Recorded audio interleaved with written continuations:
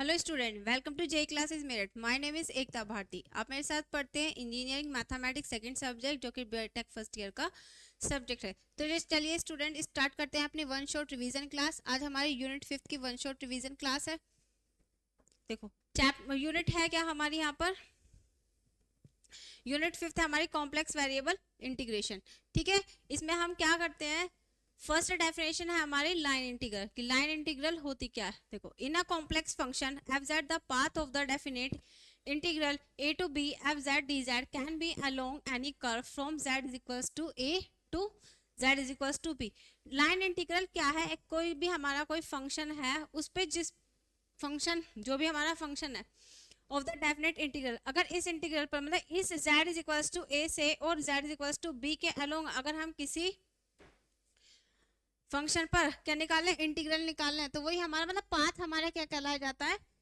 Line integral कहलाया जाता है। ठीक है, तो देखो क्वेश्चन, देखो फर्स्ट क्या है? Find the value of integral 0 to 1 plus iota x square plus iota y d Z.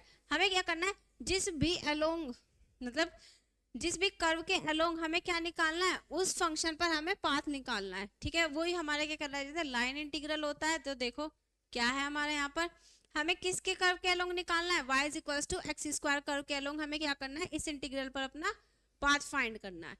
तो हमें यहाँ पर करना क्या है?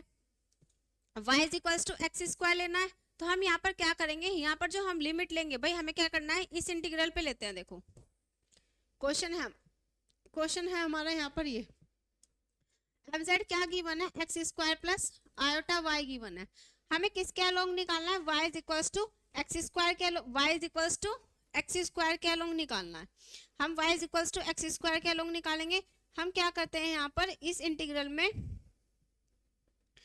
भाई y is equals to x square के अलोंग निकालना है, हम y की जगह पर क्या कर देते हैं? एक्स स्क्वायर पुट कर देते हैं। तो देखो क्या आएगा? Integral of 0 to 1 plus iota x square plus iota y की वैल्यू क्या है? X square.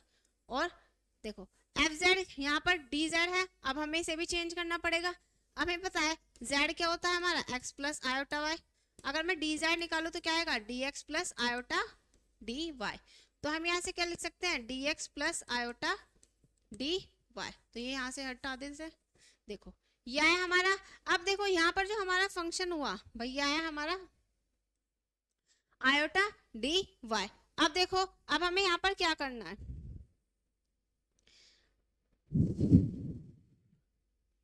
अब हमने यहाँ पर क्या लिया? y is equals to x square curve के अलोंग निकाला था ना, y is equals to x square. अगर मैं इसे डिफरेंशिएट करूं तो ये यहाँ पर हो जाएगा हमारा dy is equals to 2x dx। तो इस dy की जगह हम क्या रख सकते हैं? 2x प्लस dx, क्योंकि हमें dx में लेना है फंक्शन। तो देखो लिमिट क्या लेंगे, और हम यहाँ पर इंटीग्रल की भाई x में बना रहे हैं तो हम x की लिमिट लेंगे। ये लिखा हुआ है 0, वैसे हम लिख सकते हैं 0 को 0 प्लस 0 आयोटा, और ये 1 प्लस आयोटा। हमें पता है ये x की लिमिट है, ये y की लिमिट है। आयोटा हटा दे तो ये हम यहाँ पर लिमिट क्या आएगी? 0 टू 1। तो यहाँ पर आई हमारी लिमिट 0 टू 1। यहाँ पर हुआ x square 1 plus iota, dx की जगह रखा, dx तो एज इट इज रहा, और यहाँ पर हमारा आयोटा 2x dx यह है हमारा।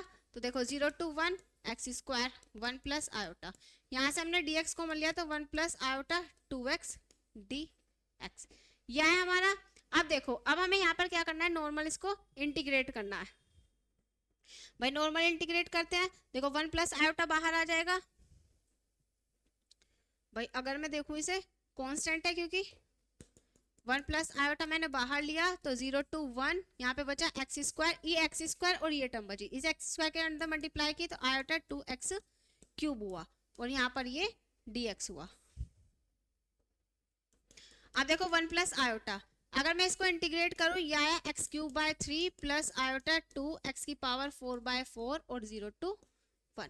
यहाँ पर आया 1 प्लस आयोटा, और देखो लिमिट पुट की तो 1 बाय 3 प्लस ये 2 है हमारा 2 बाय 4, तो यहाँ पर आया आयोटा बाय 2, और बाकी देखो माइनस लोअर लिमिट पुट करेंगे तो 0 आएगा। तो हमारा ये बनेगा यही। अब इसको सोल्व कर लेते हैं भाई। 1 प्लस आयोटा एलसीएम लेंगे 6 आएगा, तो 2 प्लस 3 आयोटा, तो ये आ गया हमारा। इसके अंदर मल्टीप्लाई कर दें तो 2 + 3 आयोटा + 2 आयोटा और माइनस के 3 और अपॉन में 6। अगर इसे सोल्व किया तो ये आया 5 आयोटा -1/6। ये आ गई हमारे यहाँ पर इस इंटीग्रल की वैल्यू आ गई। ठीक है, इस तरीके से हम क्या करते हैं, इसको सोल्व करते हैं। अब देखो, अब बात करते हैं हम आगे कोची इंटीग्रल थ्योरम। अब कोची इंटीग्रल थ्योरम क्या है? If a function F Z is analytic and it's derivative continuous at all point inside and on a simple closed curve C, then integral of C f z dz is equals to 0। क्या कह रहा है? एक function है हमारे पास, if a function F Z is analytic, हमारे पास क्या एक फंक्शन एफ जेड है जो क्या है, एनालिटिक है, and it's derivative F dash Z continuous at all point inside the circle. जो भी हमारा एक क्लोज्ड कर्व है उसके अंदर सभी पॉइंट पर हमारा फंक्शन मतलब उसके सभी डेरिवेटिव हमारे कैसे हैं, कंटिन्यूअस है। एंड अ क्लोज कर्व, किस कर्व पर भाई, ये क्या कह रहा है, कहने का मतलब यहाँ पर ये है कि हमारे पास क्या है, एक क्लोज्ड कर्व है। देखो हमारे पास क्या है, क्लोज्ड कर्व है यहाँ पर।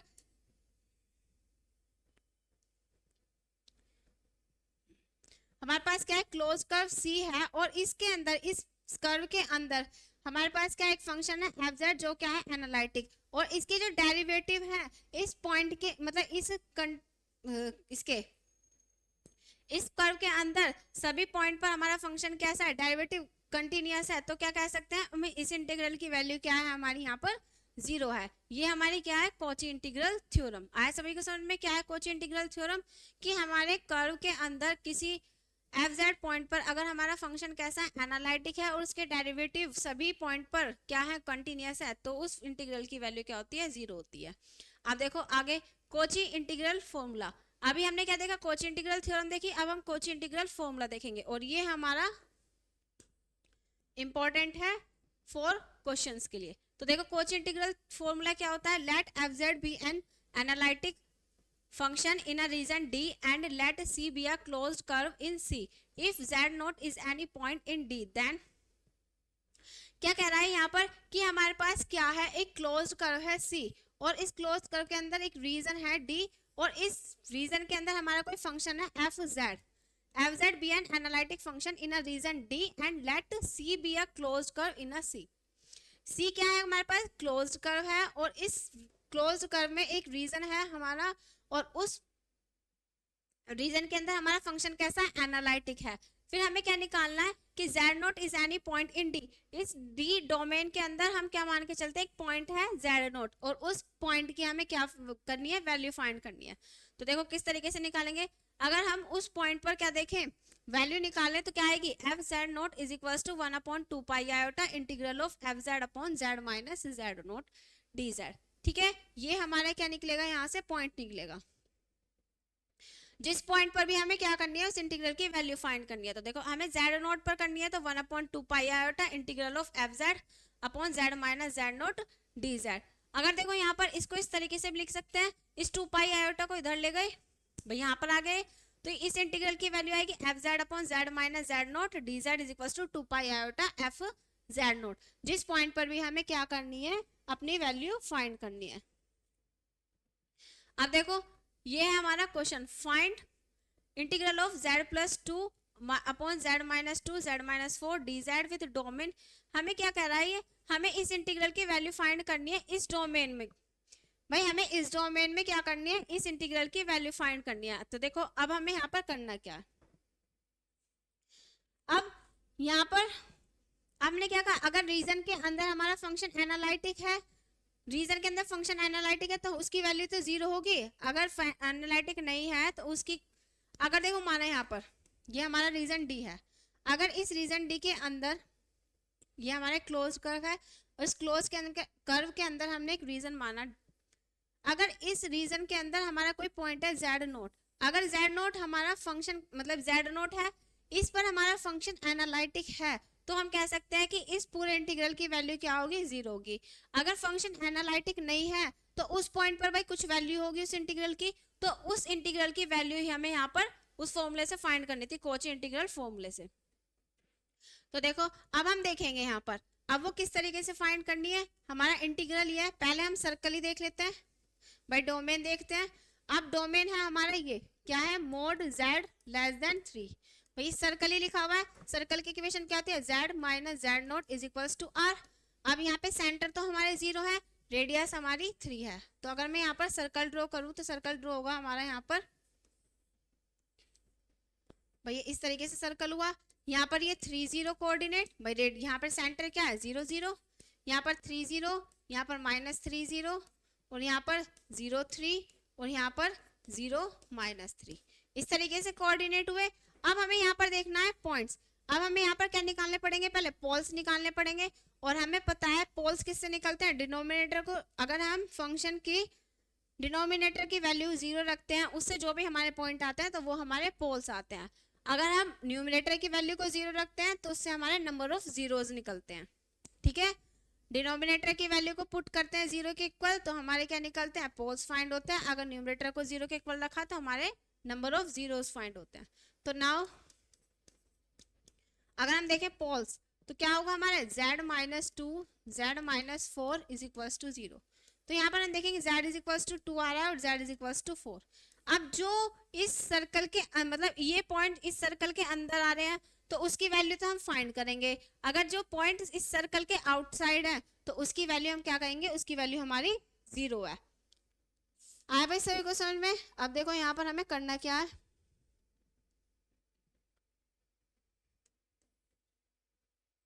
ये है हमारा। अब देखो z इज इक्वल्स टू 2 और z इज इक्वल्स टू 4। अगर मैं इस सर्कल के अंदर बात करूं यहाँ पर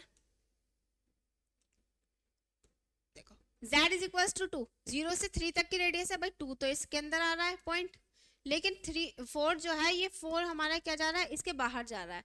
तो z इज इक्वल्स टू 4 पर अगर मैं इसकी बात करूं तो यहाँ पर हमारा फंक्शन क्या है, मतलब इस पॉइंट पर हमारा क्या रहा है भाई, ये पॉइंट जो है ये सर्कल के बाहर लाई कर रहा है, तो इस इंटीग्रल की वैल्यू क्या होगी, 0 होगी। तो हमें बस सिर्फ इस पॉइंट पर निकालनी है। तो देखो किस तरीके से निकालेंगे यहाँ पर हम,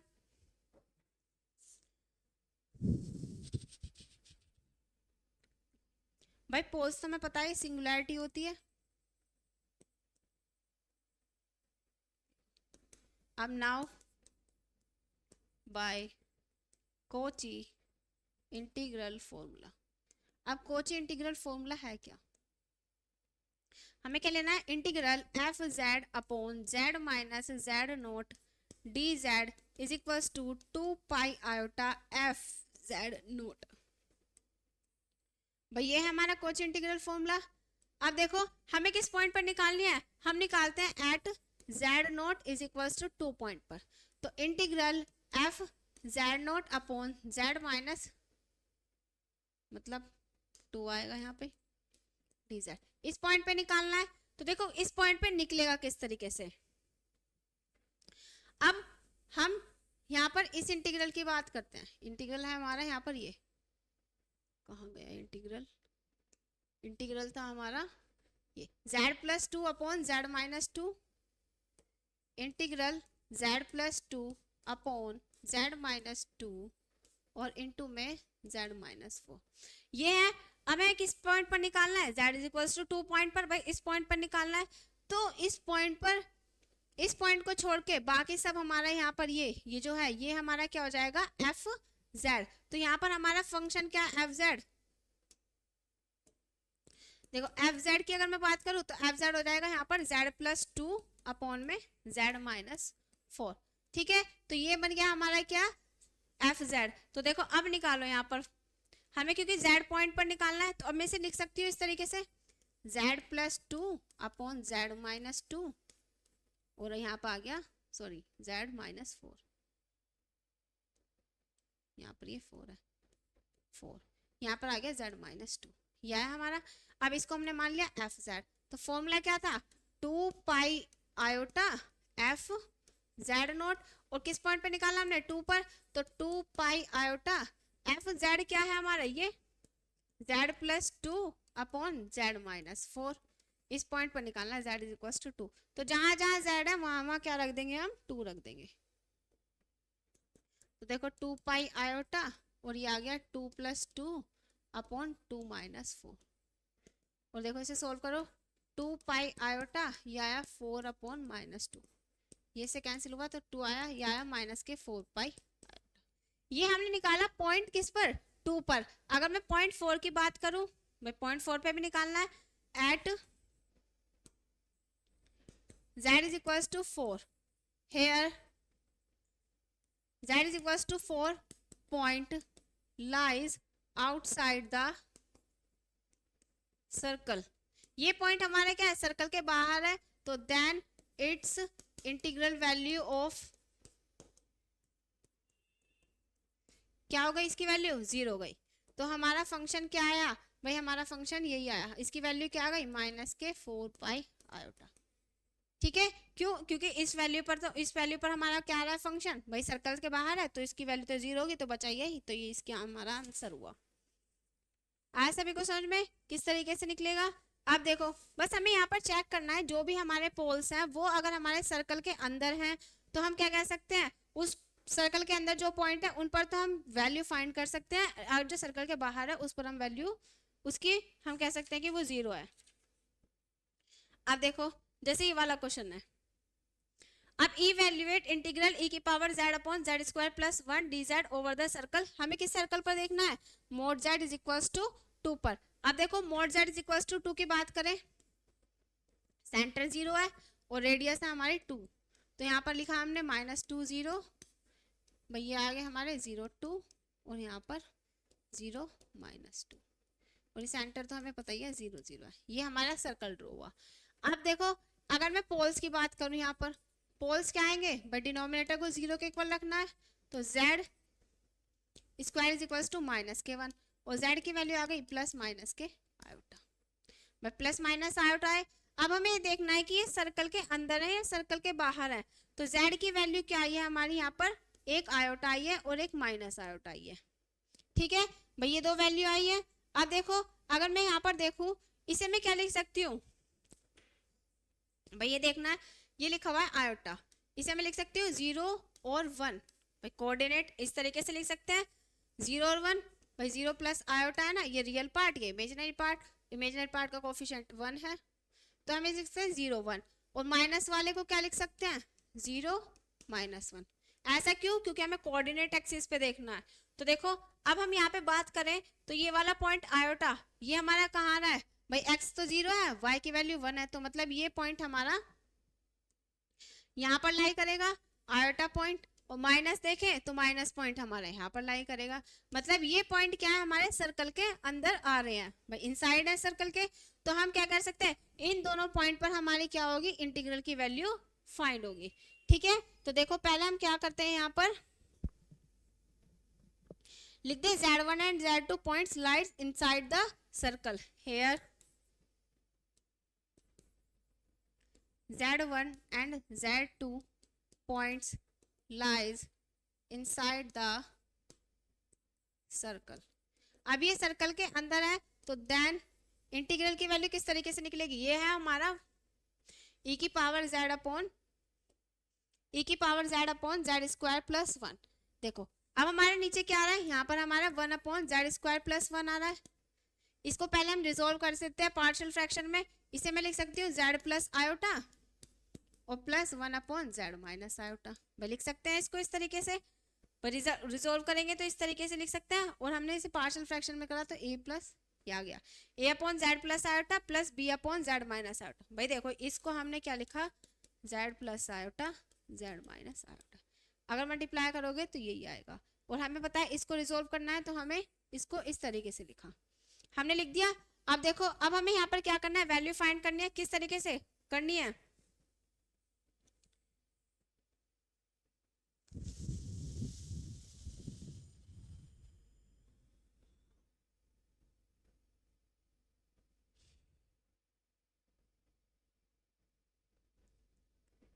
देखो भैया, इसको भी मैंने लिख, ये तो हमारा z स्क्वायर प्लस 1 था, इसको मैंने लिख दिया यहाँ पर 1 अपॉन z प्लस आयोटा और z माइनस आयोटा, और a upon z plus iota, और यहाँ पर b upon z minus iota.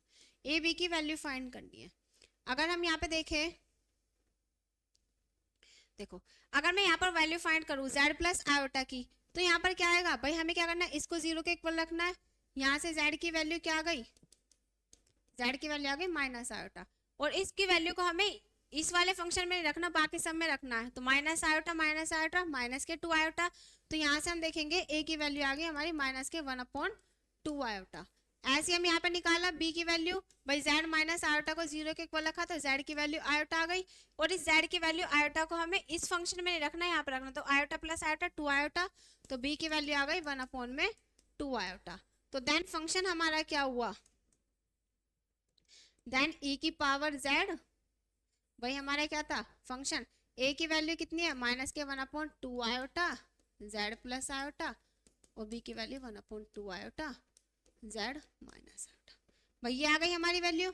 अब देखो, अब हमें यहाँ पर क्या करना है, अब हमें चाहिए इंटीग्रल की वैल्यू। तो देखो अब हम यहाँ पे कैसे करें, भाई e की पावर z भी तो था, e की power z upon z square plus 1, इसको हमने क्या लिख दिया, भाई ये आ गया। तो देखो e की पावर z माइनस में आया, integral of 2 iota z plus iota ये आया, और फिर प्लस इंटीग्रल ऑफ e की power z 2 iota z minus iota, और यहाँ पर dz। हमने क्या किया, इसको अलग अलग ब्रेक कर लिया, यह है हमारा। अब देखो यहाँ से माइनस 1/2 आयोटा बाहर लिया, तो यहाँ पर बचा e की power z upon z plus iota, और dz, यहाँ से भी 1/2 आयोटा बाहर आया, तो यहाँ पर बचा e की power z upon z minus 1 dz। यह है हमारा यहाँ पर। अब हमें यहाँ पर करना क्या है, अब हमने यहाँ पर क्या निकाला था, भाई दोनों पॉइंट हमारे क्या थे, सर्कल के अंदर थे, तो यहाँ पर मैंने निकाला था -1 के लिए, और यहाँ पर ये आयोटा है, यहाँ पर आयोटा के लिए, ठीक है। तो यहाँ पर अगर -1 के लिए निकालेंगे तो क्या आएगी, भाई ये माइनस के 1/2 आयोटा तो रहा, और ये आ जाएगा 2 pi iota f Z minus के आयोटा, और हमारी यहाँ पर वैल्यू क्या है एफ जेड की, e की पावर z ही है, क्योंकि नीचे तो और कुछ है नहीं, बस हम इस पॉइंट पे निकाल रहे हैं, तो ये आ गई हमारी। फिर प्लस यहाँ पर same as it is 1/2 iota, इसके लिए निकालें, भाई हम आयोटा के लिए निकाल रहे हैं, तो 2 पाई आयोटा तो है ही, और हमारा क्या था एफ जेड मतलब एफ आई।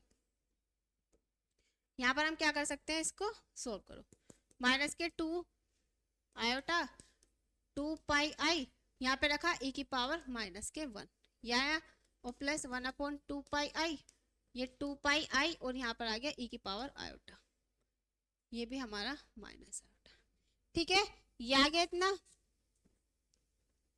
अब देखो, अब यहाँ पर ये प्लस आयोटा एक में माइनस आयोटा, अब देखो हमें यहाँ पे करना क्या है, भाई यहाँ पर 2i से ये कैंसिल हुआ, और इस 2i से ये कैंसिल हुआ, तो यहाँ पर हमारा क्या बचा, माइनस के पाई e की पावर माइनस आयोटा, और फिर प्लस पाई e की पावर आयोटा, भाई ये बचा हमारा। देखो अब यहाँ से अगर मैं पाई कॉमन लूँ, तो यहाँ पे आएगा e की पावर आयोटा माइनस e की पावर माइनस आयोटा, भैया है। अगर मैं इसमें 2 से 2 आयोटा से मल्टीप्लाई कर दूं, हाइपरबोलिक फंक्शन बन जाएगा। 2 आयोटा से मैंने मल्टीप्लाई किया है यहाँ पर, तो ये आ गया हमारा 2 पाई आयोटा, और ये क्या होता है e की पावर थीटा माइनस e की power minus theta upon 2i sine hyperbolic theta, तो साइन हाइपरबोलिक आयोटा, थीटा की वैल्यू 1 है ना, साइन हाइपरबोलिक आएगा, ठीक है। तो 2 पाई साइन हाइपरबोलिक 1 लिख सकते हैं यहाँ पे, या इसको ऐसे लिख सकते हैं। तो ये आ गई हमारी यहाँ पर वैल्यू, हमें पता है e की power iota theta minus e की power minus iota theta upon 2 iota, ये हमारा साइन हाइपरबोलिक थीटा होता है, ठीक है। बाकी वरना इसको हम यहीं पर भी छोड़ सकते हैं, बाकी ये इसको थोड़ा सा अरेंज कर दिया तो थोड़ा ठीक लग रहा है, वरना ही हमारा आंसर यहीं पर भी आ सकता है। इस तरीके से हम क्या करते हैं, वैल्यू फाइंड करते हैं। अब देखो, अब ये सर्कल है हमारे पास, क्या है हमारे पास यहाँ पर इवैल्यूएट, इस इंटीग्रल की वैल्यू क्या करनी है, हमें यहाँ पर फाइंड करनी है। तो देखो इस इंटीग्रल की वैल्यू किस तरीके से निकालेंगे यहाँ पर हम,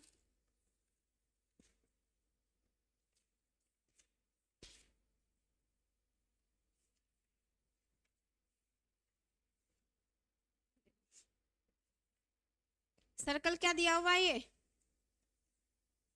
x square plus y square is equals to 4। अब देखो अगर हम बात करें सर्कल की इक्वेशन की, ये हमारी सर्कल की इक्वेशन है x माइनस एच का whole square plus y minus k का whole square is equals to r square.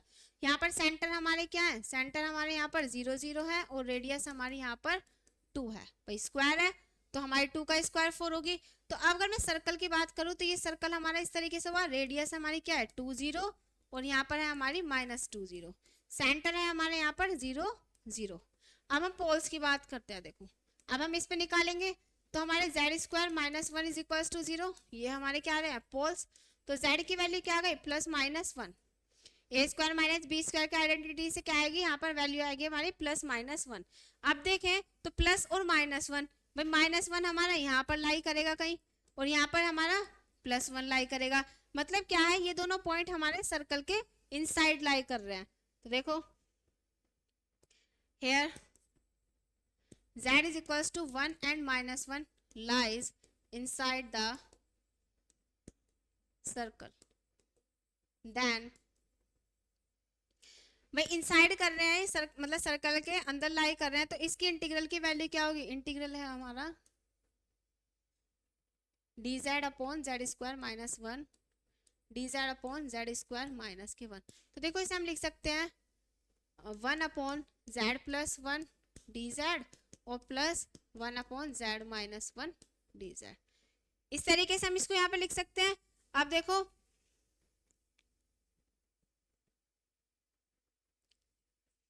भैया है हमारा, इसको हम नीचे लिख देते हैं,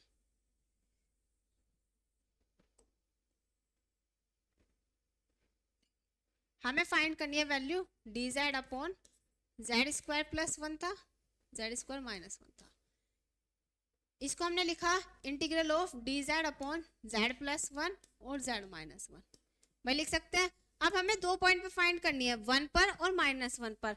अगर मैं 1 पर फाइंड करूं तो ये हमारा पूरा क्या आ जाएगा fz, तो इसको मैं इस तरीके से लिखूं 1 अपॉन में z -1 dz अपॉन में भाई ये हमारा fz हुआ और z प्लस 1। जब अगर हम 1 पे निकालेंगे तो ये पूरा फंक्शन हमारा क्या होगा fz होगा। अगर मैं इस पर निकालूंगी z -1 पर तो मतलब 1 पॉइंट पर, इससे हमारी 1 देगा और इससे -1 देगा, -1 पे निकाला तो ये आएगा, 1 पे निकालेंगे तो हमारा ये फंक्शन क्या होगा 1 अपॉन z प्लस 1 dz, और ये हमारा क्या हो जाएगा यहाँ पर इस पॉइंट पर हमारी वैल्यू क्या हो जाएगी, मतलब इस पर ये हमारा फंक्शन fz हो जाएगा। अब देखो मैंने निकाला है यहाँ पर किस पॉइंट पर निकालना है, z प्लस 1 पर, मतलब z इज इक्वल टू -1 पर निकालना है। तो -1 पर निकालेंगे तो क्या आएगा हमारा, भाई पॉइंट क्या है बाय कॉची इंटीग्रल फॉर्मूला से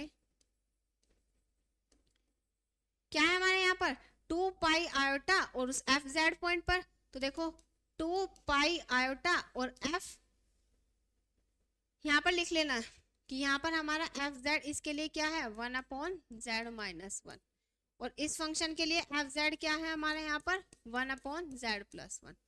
ठीक है, हम यहाँ पे किस पॉइंट पे निकाल लें -1 पर, तो f -1 पुट करना पड़ेगा, और यहाँ पर 2 पाई आयोटा यहाँ पे किसके लिए निकाल ले 1 के लिए, तो 1 पुट करना पड़ेगा, वो उस वाले फंक्शन में, ये वाला इस वाले फंक्शन में। तो वैल्यू पुट करते हैं तो देखो क्या आएगा, z -1 है तो 2 पाई आयोटा 1 अपॉन में 1 -1 प्लस 2 पाई आयोटा, ये आ गया 1 अपॉन 1 प्लस 1, भाई इसमें रखा z की जगह पर 1, तो ये आया हमारा 2 पाई आयोटा माइनस के 1/2, ये आएगा हमारा, और यहाँ से 2 पाई आयोटा प्लस के 1/2, इस 2 से 2 कैंसिल, ये 2 से 2 कैंसिल, तो ये आया माइनस के पाई आयोटा प्लस पाई आयोटा, और यहाँ से माइनस पाई आयोटा प्लस के पाई आयोटा, इसकी वैल्यू क्या आ गई हमारी यहाँ पर 0 आ गई। ठीक है, तो हमारे क्या हो गया इस कोची मतलब इस इंटीग्रल की वैल्यू क्या आ गई हमारे यहाँ पर 0 आ गई। आए सभी को समझ में? इस तरीके से हम क्या करते हैं कोची इंटीग्रल फॉर्मूला को अप्लाई करते हैं। अब बात करते हैं यहाँ पर Taylor series and Laurent series. अब टेलर सीरीज है क्या हमारे पास, एक पावर सीरीज है हमारे इस तरीके की लिखी हुई है, summation n tends to 0 to infinity an z minus z naught and a0। भाई अगर मैं इसको एक्सपेंड करूं a0 से, a0 z minus z not 0 किसी की पावर 0 1, तो a0 बचेगा, फिर plus a1 z minus z not plus a2 z minus z not का होल स्क्वायर। इस तरीके से हमने क्या किया इसको ओपन किया n टाइम्स। जहां पर a0 a1 a2 are the coefficient of series, series के कोफिशिएंट है, और z नोट क्या है हमारा यहाँ पर सेंटर, ये हमारा सेंटर है और ये हमारे क्या है कोफिशिएंट है। तो इसे हम, ये तो है हमारी पावर सीरीज की डेफिनेशन। अब बात करते हैं यहाँ पर हम radius of convergent. Radius of convergent क्या है, हमारे पास एक सीरीज है इस तरीके से समेशन ए एन की पावर मतलब A N into Z N, ठीक है। इसको अगर मैं ओपन करूं तो क्या आएगी हमारी यहाँ पर ए वन जेड बाई, और फिर plus a to z square plus a three z cube plus date dash, इस तरीके से आएगी अगर हम summation n tends to 1 to infinity लेकर चलते हैं। हमें यहाँ पर क्या निकालना है, radius of convergence. Radius of convergence है तो इसको फॉर्मूला क्या है, 1 upon r limit n tends to infinite a n mod of a n की पावर 1 अपॉन एन, और दूसरा फॉर्मूला है 1 upon r is equal to limit n tends to infinite a n plus 1 upon में a N. ये हमारा क्या है, radius of convergence निकालने के फॉर्मूला है। अब क्वेश्चन देख लेते हैं। क्वेश्चन देखो, find the radius of convergence of the power series. हमें क्या करनी है, रेडियस ऑफ कन्वर्जेंस निकालनी है। अगर मैं क्वेश्चन नंबर फर्स्ट की बात करूं, ये है हमारा, देखो इसमें हमें किस तरीके से करना है, फर्स्ट लेके चलते हैं। इसे मैं ए एन मान लूं, भाई ये पूरा ए एन है, ए एन जेड एन की फॉर्म में लिखा हुआ है, तो ए एन है हमारा, ये ए एन है हमारा एन फैक्टोरियल अपॉन एन की पावर एन। अब हमें क्या निकालना है, रेडियस ऑफ कन्वर्जेंस निकालनी है। मैं यहाँ पर लगा देती हूँ ए एन प्लस 1, फॉर्मूला लगाऊंगी मैं ये वाला, 1 upon r limit n tends to infinite a n plus 1 upon a n, ठीक है। ये सेकंड वाला जो फॉर्मूला था, इस फॉर्मूले को अप्लाई करते हैं। यहाँ पर देखो हमने यहाँ पर लगा दिया एन प्लस 1, तो यहाँ है एन प्लस 1 फैक्टोरियल, जहां पर एन है वहां पर एन प्लस 1, तो एन प्लस 1 और एन प्लस 1, भाई ये आ गया हमारा। अब हम यहाँ पे लगाते हैं रेडियस ऑफ कन्वर्जेंस का फॉर्मूला, देखो बाय रेडियस ऑफ कन्वर्जेंस क्या आ गए हमारे यहाँ पर, 1 upon r limit n tends to infinite, n की वैल्यू क्या, एन प्लस 1 की, एन प्लस 1 फैक्टोरियल अपॉन में एन प्लस 1 की पावर एन प्लस 1, और ये डिवाइड में आएगा, इसको हम रेसिप्रोकल कर लिख दे तो ये आएगा हमारा, ये हमने यहाँ पर इसको रेसिप्रोकल करके लिख दिया। अब देखो, अब हम यहाँ पे क्या करते हैं, एन फैक्टोरियल ओपन करना आता है। एन फैक्टोरियल क्या होता है, n into n minus 1 factorial, ठीक है। तो अगर मैं इसको ओपन करूँ तो ये आएगा एन प्लस 1 और एन प्लस 1 माइनस 1, तो एन फैक्टोरियल, एन की power n as it is रखा। अब इसे क्या लिखा, एन प्लस 1 की पावर एन, और इसे लिख सकते हैं एन प्लस 1 पर लिख सकते हैं, पावर को हमने ब्रेक कर दिया। अब ये है हमारा यहाँ पर एन फैक्टोरियल। अब देखो, और यहाँ पर हमारी limit n tends to infinite तो चली रही है।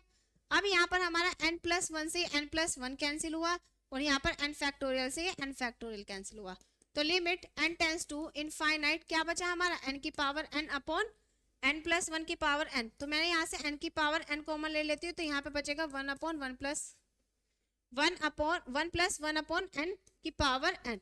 तो यहाँ से एन की पावर एन कैंसिल होगा। अब यहाँ पर देखो क्या बचा, लिमिट एन टेंस टू, भाई यहाँ पे बचा limit n tends to infinite 1 upon 1 plus 1 upon 1 plus 1 upon n की पावर एन, और हमें पता है 1 अपॉन 1 प्लस 1 अपॉन एन की पावर एन, इसकी वैल्यू क्या होती है भाई, इसकी वैल्यू यहाँ पे क्या होती है, ई, इसको लिमिट बताई थी, ई वैल्यू होती है इसकी, हमें पता है, ये हमने लिमिट कल बताया था। 1 प्लस 1 अपॉन एन की पावर एन है, तो इसकी limit n tends to infinite पर इसकी वैल्यू ई होती है। तो यहाँ पर ये आ गई वैल्यू क्या, 1 अपॉन ई, और ये क्या आ गई हमारी 1 अपॉन ई। इसको हम क्या लिख सकते हैं भाई, ये हमारी 1 अपॉन ई, इधर क्या था 1 अपॉन आर, तो आर की वैल्यू क्या आ गई यहाँ से ई। इस तरीके से हम क्या करते हैं, रेडियस ऑफ कन्वर्जेंस फाइंड करते हैं। अब देखो क्वेश्चन नंबर 2, क्वेश्चन 2 क्या था हमारा,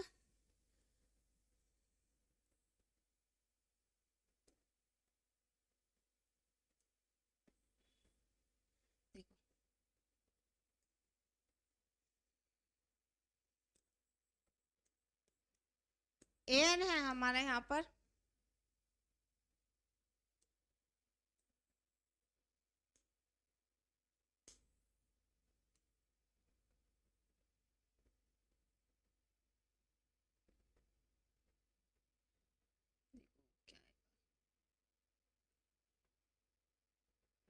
to N plus 3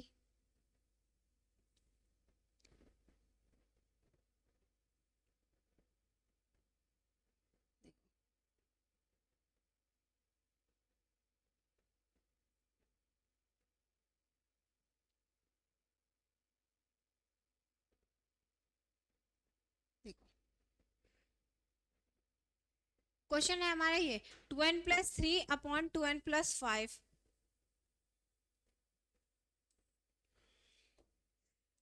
2n+3 upon 2n+5 और ब्रैकेट में है n+5, 2n+5 n+5 ये है हमारा। अब देखो अब हमें इसे क्या करना है, सोल्व करना है। an ये ना an+1 अगर हम निकालें यहाँ पर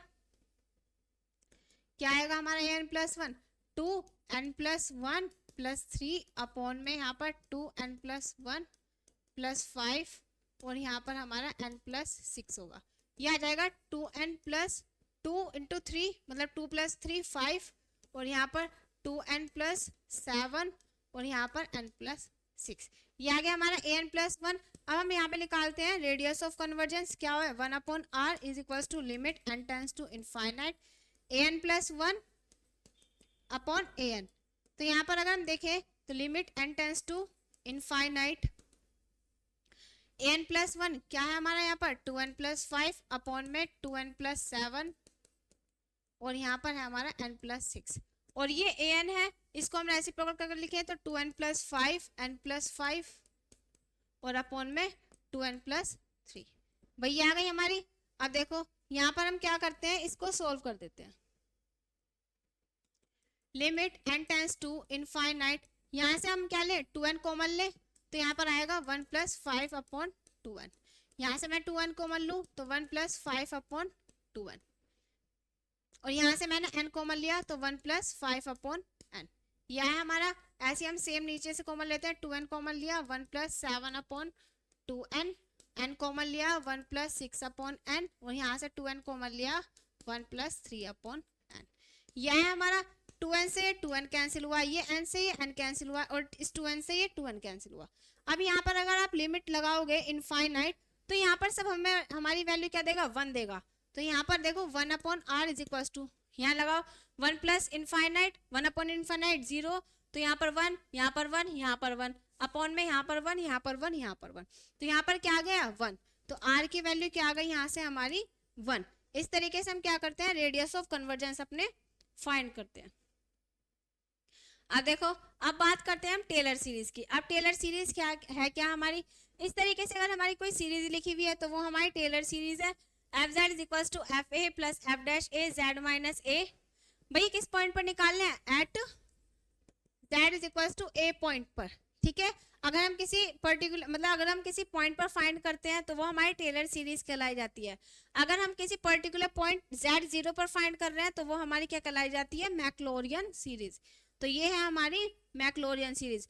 अगर हम किसी पॉइंट पर फाइंड कर रहे हैं जैसे हमने यहाँ पर z0 पर फाइंड करी तो ये हमारी मैक्लोरियन सीरीज है। अगर हम किसी और पॉइंट पर फाइंड करना है तो हम टेलर सीरीज से करेंगे। आए सभी को समझ में।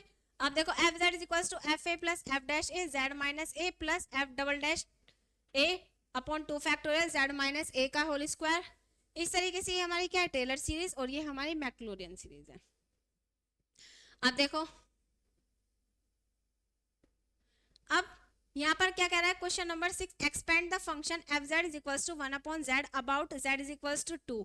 हमें क्या कह रहा है कि इस फंक्शन को एफ जेड फंक्शन जो है इसको हमें z इज इक्वल टू 2 के अबाउट हमें क्या करना है टेलर सीरीज से एक्सपेंड करना और इसकी रेडियस ऑफ कन्वर्जेंस हमें फाइंड करनी है। तो देखो किस तरीके से करेंगे यहाँ पर हम।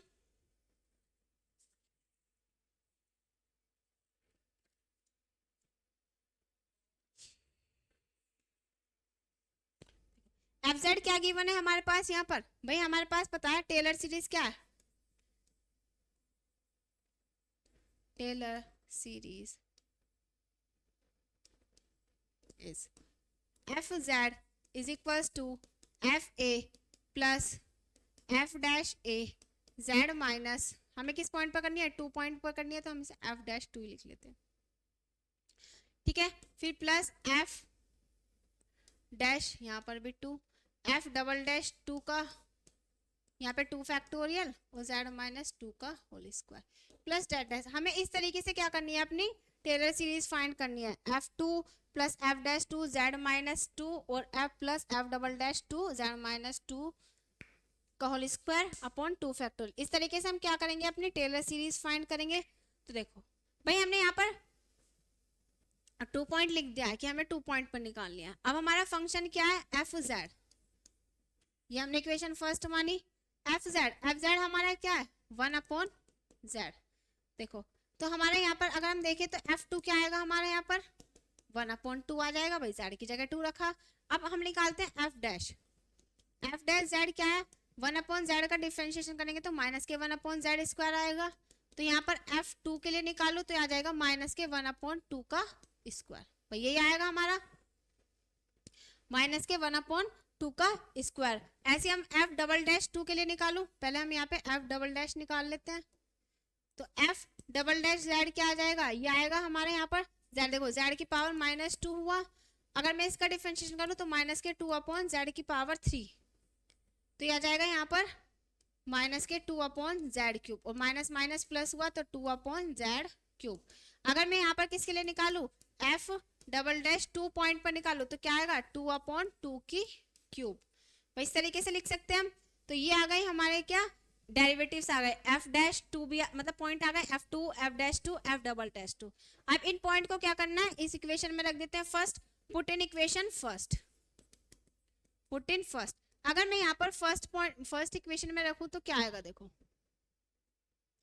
देन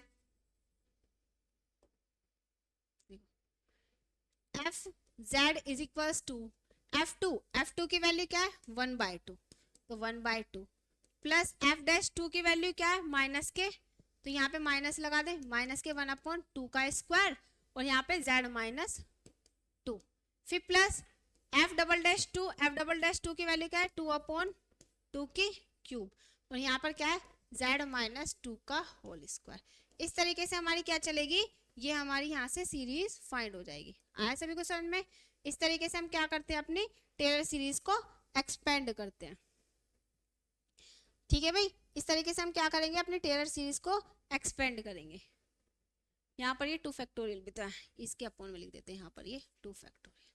ठीक है, या फिर हम इसको और सोल्व कर सकते हैं, इसको हम लिख सकते हैं, देखो अगर हम इसे सोल्व करें f Z is equal to 1/2 माइनस 1/4 z-2 प्लस एक 2 से 2 कैंसिल हो जाएगा 1/8 z-2 का होल स्क्वायर। इस तरीके से हम क्या करते हैं, अपने टेलर सीरीज को एक्सपेंड करते हैं। अब यहाँ पे पूछा था रेडियस ऑफ कन्वर्जेंस, अगर मैं रेडियस ऑफ कन्वर्जेंस की बात करूं यहाँ पर an क्या है मेरे यहाँ पर,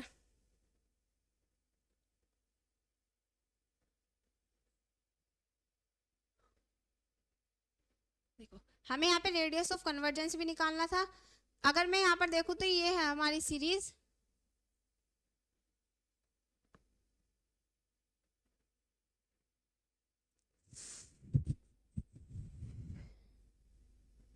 देखो अगर मैं इसकी nth टर्म निकालूं यहाँ पर, हमें भाई रेडियस ऑफ सीरीज हमें मतलब रेडियस ऑफ कन्वर्जेंस तो हमें इसी में से निकालनी है। अगर मैं यहाँ पर इसको लिखूं, हमें पता है अगर हमारे समेशन an zn की फॉर्म में लिखा हुआ है तो हम रेडियस ऑफ कन्वर्जेंस मतलब an को लेते थे। अगर मैं यहाँ पर बात करूँ तो देखो क्या आएगा, यहाँ पर प्लस माइनस में चल रही है, तो मतलब -1 की पावर n तो आएगा ही। यहाँ पर 2 है 4 है और यहाँ पर हमारा कितना है, यहाँ पर 8 है, तो हम इसे क्या लिख सकते हैं 2 की पावर अपॉन में 2 की पावर n+1 लिख सकते हैं। और ये z-2 तो है ही हमारा, भाई z-2 की पावर n, क्योंकि 1 2 3 इस तरीके से चल रही है। तो देखो यहाँ पर अगर देखो 1 रखो,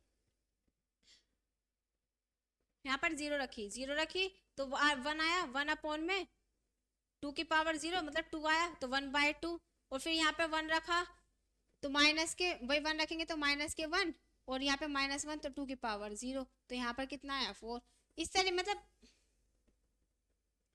यहाँ पर हमने रखा 1, हमें f Z is equal to उस पर निकालना है ना, तो यहाँ पर हमारा मतलब इस तरीके से रखेंगे 2n+2 रखेंगे यहाँ पे। ठीक है 2n+, देखो अगर हम यहाँ पर देखें 2n+1 ही लेके चलेंगे, हमने रखा है यहाँ पर -1 की पावर n और यहाँ पर 2 की power n+1, put n is equals to 1 करा मतलब 0 रखा तो ये आया हमारा। ठीक है 1 रखा तो 1 रखेंगे तो 1+1 2 आ जाएगा ना, ठीक तो है। भाई 1 रखा तो -1 की पावर 1 आया, और यहाँ पे 1 रखेंगे तो 1 + 1 2 आना, तो 2 की पावर 2 4 आया, तो -1/4 ठीक आ रहा है। तो यहाँ पर ये आ गया हमारा, यहाँ पर इसका nth टर्म an क्या है, -1/n, और 2 की पावर n+1, और यहाँ पर कितना आ गया हमारा z-2। भाई हम इसे इस तरीके से भी लिख सकते हैं। अब ये पूरा हमारा क्या बन गया, an बना, ये हमारा an। तो अब हमें यहाँ पे क्या करना है, रेडियस ऑफ कन्वर्जेंस निकालनी है। तो देखो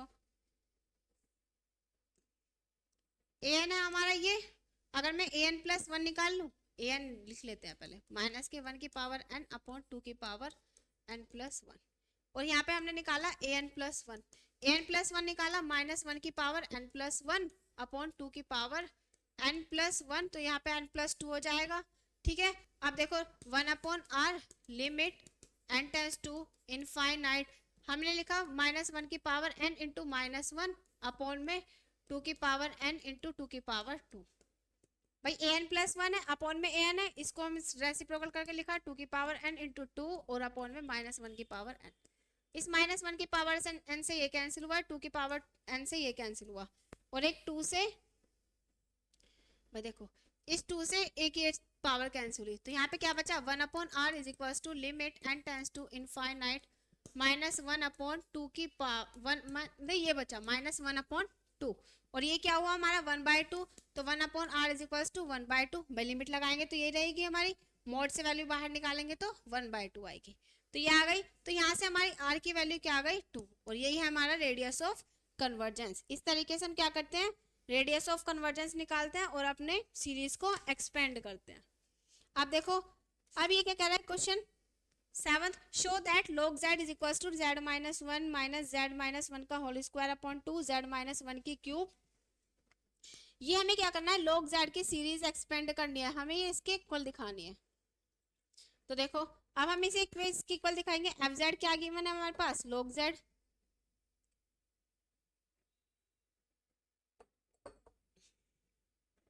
देखो अब z माइनस जेड नोट हमें पता है किस पॉइंट पर निकालनी है, हमें 1 पॉइंट पर, मतलब हम टेलर सीरीज से एक्सपेंड करें। पहले हम लिख लेते हैं एफ जेड क्या है हमारे पास, log z at z is equal to 1 point पर निकालनी है, तो यहाँ पे मैं f1 निकाल लूं, log 1 यह है हमारा, और हमें पता है log 1 की वैल्यू क्या होती है हमारी 0, तो ये आगे अरे 0, एफ डैश जेड निकाला, यह है हमारा log z का डिफरेंशिएशन 1/z, तो यहाँ पे एफ डैश 1 निकाला तो यह है 1/1 मतलब 1, एफ डबल डैश जेड निकाला तो -1/z² आया, तो एफ डबल डैश 1 आया हमारा -1/1 का स्क्वायर मतलब -1, एफ ट्रिपल डैश जेड निकाला ही तो ये आएगा हमारा यहाँ पर 2/z³, तो ये आ जाएगा यहाँ पर f triple dash 1 is equals to 2/1 मतलब 2 आया। इस तरीके से हमारे यहाँ पर क्या आ गई है, कुछ पॉइंट्स आ गए। अब हमें यहाँ पर क्या करना है, अपना टेलर सीरीज एक्सपेंड करनी है। तो देखो बाय टेलर सीरीज, अब टेलर सीरीज है क्या हमारी, भाई F Z is equals to F A plus F dash A Z minus A plus F double dash A Z minus A का होल स्क्वायर अपॉन 2 फैक्टोरियल। इस तरीके से हमारी यहाँ पर सीरीज। अब हमें यहाँ पर क्या निकालना है, देखो एफ ए मतलब f1, भाई हमने रखा यहाँ पे f1 की वैल्यू हमारी क्या है, f1 की वैल्यू है यहाँ पर हमारी 0, तो 0 आ गई, प्लस f डैश a की वैल्यू कितनी है 1, तो 1 आ गई, और यहाँ पर आ गई z-1, f डबल डैश की वैल्यू क्या आ गई हमारी यहाँ पर -1, तो यहाँ पर हम रख देते हैं ऑल्टरनेट चलेगी -1, यहाँ पर z-1 का होल स्क्वायर अपॉन 2 फैक्टोरियल। फिर यहाँ पर आएगा एफ ट्रिपल डैश की वैल्यू 2 है तो 2 आएगी, और यहाँ पर z-1 की क्यूब आ जाएगी और अपॉन में 3 फैक्टोरियल, और यही हमें क्या करना था यहाँ पर इसको एक्सपेंड। तो देखो z-1 का होल स्क्वायर अपॉन 2 फैक्टोरियल और प्लस 2 इंटू z-1 का होल क्यूब अपॉन 3 फैक्टोरियल। इस तरीके से हम क्या करते हैं, अपनी सीरीज को एक्सपेंड करते हैं, और यही हमें क्या करना था यहाँ पर प्रूफ करना था। ये लेके चले थे हम, यहाँ पर ये फैक्टोरियल है। ठीक है, ये हो गया हमारा यहाँ पर प्रूफ। इस तरीके से हम क्या करते हैं, अपनी सीरीज को एक्सपेंड करते हैं। अब देखो आगे, अब यहाँ पर बात करते हैं हम लॉरेंट सीरीज की। अब लॉरेंट सीरीज है क्या हमारी, देखो हमारी लॉरेंट सीरीज है ये। अगर हमारे इस टाइप में लिखी हुई है a0 plus a1 z minus a plus a2 z minus a का whole square plus dot dash b1 upon z minus a plus b2 upon z minus a का whole square plus dot dash. ठीक है, इस तरीके से इसको हम इस फॉर्म में भी लिख सकते हैं, summation n tends to 0 a n z minus z not की पावर n। भाई a क्या है हमारा, z नॉट पॉइंट है जिस पॉइंट पर हमें निकालनी है। ऐसे limit n tends to infinity b n upon z minus z not की पावर n। ठीक है, अब इस पार्ट को हम क्या बोलते हैं, अगर इस पार्ट की बात करें तो ये है हमारे यहाँ पर एनालिटिक पार्ट। क्या है ये हमारा एनालिटिक पार्ट, और बी वाले पार्ट को बोलते हैं हम यहाँ पर प्रिंसिपल पार्ट। ठीक है, ये हमारा एनालिटिक पार्ट है, वो हमारा प्रिंसिपल पार्ट है। अब देखो, अब बात करते हैं हम यहाँ पर क्वेश्चन की। हमारे पास क्वेश्चन क्या है, F Z is equal to z upon Z square plus 1। देखो F Z is equal to क्या है हमारे पास, F Z is equal to Z upon Z square minus 1 Z square plus 1 is, हमें क्या करना है, इसको लॉरेंट सीरीज से एक्सपेंड करना है। और हमारे पास क्या दिया हुआ है, mode Z greater than 1 is and less than 2। तो देखो अब हमें यहाँ पर क्या करना है, हम यहाँ पर इसको सोल्व कर लेते हैं पहले। देखो लॉरेंट सीरीज में करते किस तरीके से है, यहाँ पर हम क्या करते हैं, हमारे पास एफ जेड ये गिवन है। भाई हमने यहाँ पे क्या किया, इस एफ जेड को मैं ये लिख सकती हूँ Z upon Z square minus 1 को जेड प्लस 1 और जेड माइनस 1, और ये है हमारा जेड स्क्वायर प्लस 4। या अब हम यहाँ पे क्या करते हैं, इसको रिजोल्व करते हैं पार्शियल फ्रैक्शन में, रिजोल्व इनटू पार्शियल फ्रैक्शन। हमने क्या किया, इसको रिजोल्व किया पार्शियल फ्रैक्शन में।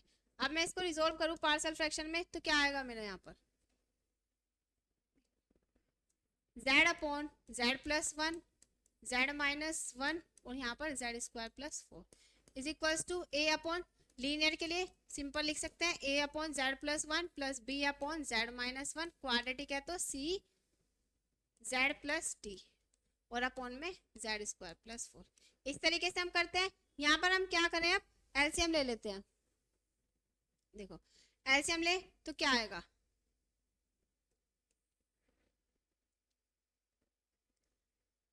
z प्लस 1 z माइनस 1 और यहाँ पर z स्क्वायर प्लस 4। यह है हमारा, अगर यहाँ पर देखो इससे मल्टीप्लाई करी इसकी,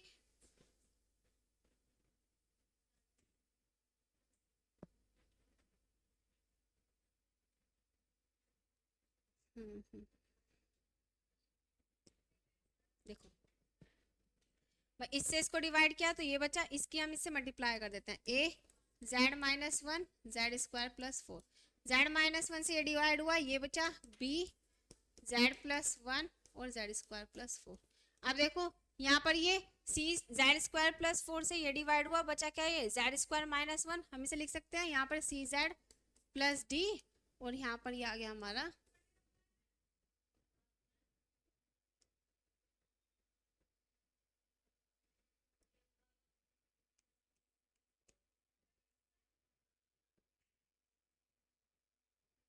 यहाँ पर आया है जेड स्क्वायर माइनस के 1। अब देखो अब यहाँ पर हम क्या करते हैं, इसके अंदर मल्टीप्लाई कर देते हैं। देखो Z cube plus 4z minus Z square minus के 4 प्लस यहाँ पर b Z cube plus 4z plus Z square plus 4, यह है यहाँ पर सी जेड के अंदर मल्टीप्लाई की C Z cube minus C Z minus plus K D Z square,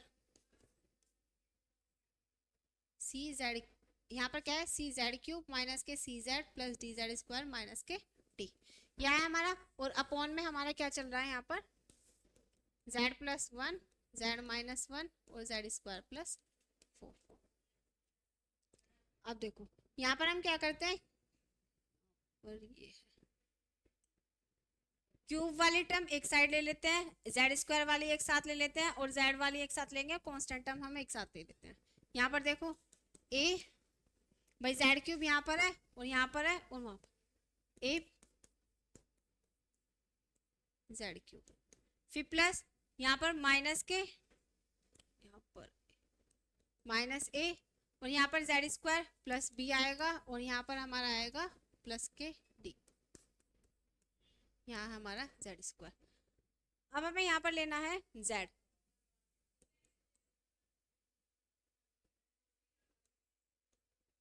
यहाँ पर आएगा 4a plus 4b minus Z है ना सी, यह और कांस्टेंट टर्म आ गई हमारी यहाँ पर माइनस के 4a और यहाँ पर प्लस के 4b और यहाँ पर आ गई हमारी माइनस के डी, ये आ गई हमारी कांस्टेंट टर्म। और यहाँ पर क्या है हमारा z, देखो नीचे डिनोमिनेटर से डिनोमिनेटर कैंसिल आउट हुआ, बचा ये फंक्शन। अब हम यहाँ पर क्या करते हैं, अब हमें यहाँ पर क्या करनी है, अपनी कांस्टेंट टर्म की वैल्यू फाइंड करनी है। तो देखो a plus b plus c cube है यहाँ पर, भाई ये हमारा z क्यूब था। तो देखो a प्लस बी प्लस सी को हम क्या कर रहे हैं, यहाँ पर कोफिशिएंट को इक्वेट कर रहे हैं। तो देखो z क्यूब है यहाँ पर, लेकिन यहाँ तो है नहीं, तो यहाँ पर क्या होगा a प्लस बी प्लस सी की वैल्यू 0 आ जाएगी। एक ही इक्वेशन, z स्क्वायर भी नहीं है तो a plus b plus d की वैल्यू यहाँ से भी 0 आ गई। अब यहाँ पर देखो, यहाँ पर है 4a प्लस 4b माइनस सी, ये हमारे 1 आ गई क्योंकि यहाँ पर क्या है z, और यहाँ पर ये है हमारा a plus b plus d, constant term की भी हमारी यहाँ पर 0 वैल्यू आ गई। अब देखो अगर हम यहाँ से देखें a प्लस बी, इसकी वैल्यू माइनस के सी आ सकती है, यहाँ पर ये 1 है,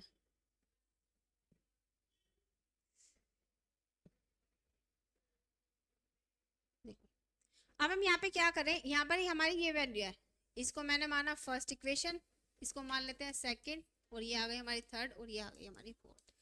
अब देखो यहाँ से अगर हम a प्लस बी की वैल्यू निकालें तो माइनस के सी आई। अब इस a प्लस बी की वैल्यू को पुट कर देते हैं थर्ड इक्वेशन में, ठीक है, तो पुट इन थर्ड में पुट की तो a प्लस बी, अब यहाँ है हमारी ये 4a plus 4b minus c is equal to 1। तो देखो यहाँ पर हम क्या करते हैं, 4 कॉमन लिया तो a प्लस बी और इसकी जगह लिखा हमने माइनस के सी, और ये माइनस के सी तो है ही, इज इक्वल टू 1। देखो यहाँ पर ये आया हमारा माइनस के 5c इज इक्वल टू 1, तो c की वैल्यू आ गई माइनस के 1/5, तो c की वैल्यू है यहाँ से हमारी माइनस के 1/5।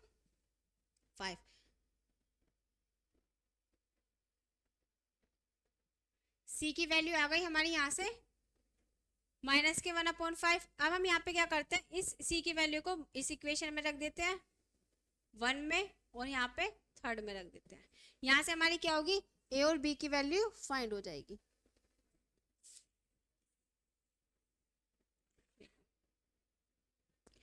इस c की वैल्यू को हमने उठाकर रखा इस इक्वेशन में, पुट इन फर्स्ट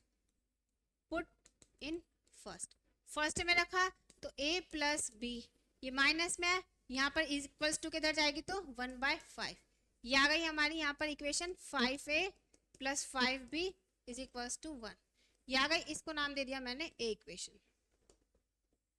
अब ऐसे इस c की वैल्यू को उठाकर हम रखते हैं इस इक्वेशन में, थर्ड में रखी तो ये पुट इन थर्ड, तो देखो 4a प्लस 4b, यहाँ पर क्या है, c की वैल्यू माइनस की 1/5 है, और माइनस माइनस प्लस होगा तो 1/5 हो जाएगी, प्लस के 1/5, और इस साइड जाएगी इक्वल्स टू के तो 1 माइनस 1/5, तो यहाँ पर आ गई है 4/5, ठीक है।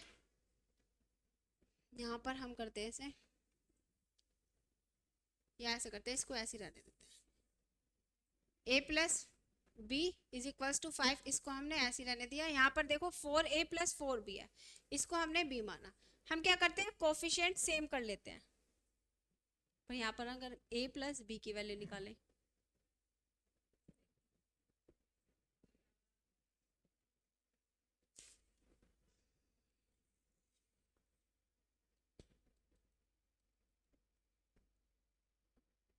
यहाँ पर आ गई है सेम वैल्यू, अब यहाँ से हमारी a प्लस बी की वैल्यू आई 1/5। यहाँ से हम d की वैल्यू निकाल लेते हैं, पहले इसको रहने देते हैं, यहाँ पर हम d की वैल्यू निकालते हैं। a प्लस बी हमारा क्या आया 1/5। अब इस वैल्यू को हम पुट करते हैं, put in d, put in second equation. तो यहाँ से देखो a plus b plus d is equals to 0 है। तो यहाँ पर देखो a प्लस बी की वैल्यू है माइनस के 1/5, तो यहाँ से आ जाएगी हमारी माइनस के 1/5 plus d is equals to 0। तो d की वैल्यू आ गई यहाँ से 1/5, हमारी d की वैल्यू आ गई 1/5। अब हमें यहाँ पे निकालनी है a और b की वैल्यू। अब देखो a और b की वैल्यू किस तरीके से निकालें, यहाँ पर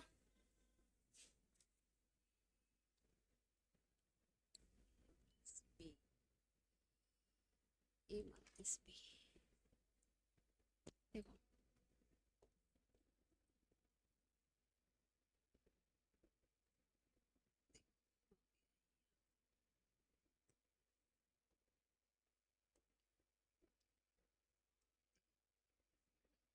यहाँ पर हमें करना क्या है, यहाँ पर हमारा ये फंक्शन था a upon z plus 1 plus b upon z minus 1 c Z plus d upon Z square plus 4। अगर मैं यहाँ से a की वैल्यू फाइंड करूँ तो मेरे को क्या करना है, डिनोमिनेटर की वैल्यू को 0 के इक्वल पुट करना है। तो यहाँ पर देखो z प्लस 1 को अगर मैं 0 के इक्वल पुट करूँ, इसको मैं यहाँ से हटा देती हूँ।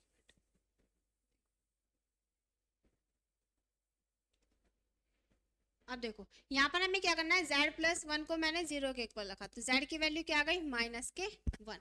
अब माइनस के 1 आई तो हमें यहाँ पर इस वैल्यू में नहीं रखना, मतलब इस फंक्शन में नहीं रखना, बाकी हमें सब यहाँ पर रखनी है वैल्यू। z की वैल्यू -1 रखो, क्या आएगी -1 अपॉन -1 -1 -1 का स्क्वायर प्लस 1, तो 1 प्लस 4, तो क्या है माइनस के 1 अपॉन माइनस के 2 इंटू 5। तो यहाँ से वैल्यू आई माइनस के 1 अपॉन माइनस के 10, मतलब a की वैल्यू क्या आ गई 1 अपॉन 10। तो यहाँ से हमारी a की वैल्यू क्या आई 1 upon 10। Same as it is यहाँ पे हम b की वैल्यू निकालेंगे। तो देखो b की वैल्यू के लिए क्या करेंगे, z माइनस 1 को 0 के इक्वल रखा, तो z की वैल्यू आ गई 1। अब 1 आ गई तो हमें यहाँ पर इस फंक्शन में नहीं रखना, बाकी सब में रखना है। तो देखो क्या आएगी 1 अपॉन 1 प्लस 1 और 1 का स्क्वायर 1 और 1 प्लस 4 5। तो यहाँ पर आ गई ये 10, मतलब a की वैल्यू भी 1/10 है और b की वैल्यू भी हमारी क्या है यहाँ पर 1/10 है। देखो अब हम अपने फंक्शन में रखें, अगर हम a की वैल्यू है 1/10, यही हमारी, प्लस b की वैल्यू भी 1/10 है, ये हमारी z माइनस 1 के लिए है। और हमारी यहाँ पर c की वैल्यू माइनस के 1/5 थी और d की वैल्यू 1/5, c की वैल्यू माइनस के 1/5 यहाँ थी ना हमारी c z प्लस d, तो c की वैल्यू है माइनस के 1/5 z और प्लस 1/5, यही हमारी। और यहाँ पर हमारा क्या था फंक्शन में,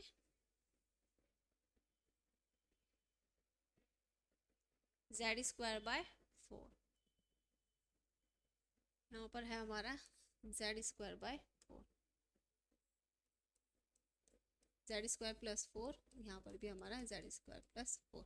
इस तरीके से हमारा क्या हुआ, पार्शियल फ्रैक्शन हमारा रिजोल्व हुआ। अब देखो अब हमें यहाँ पर करना क्या है,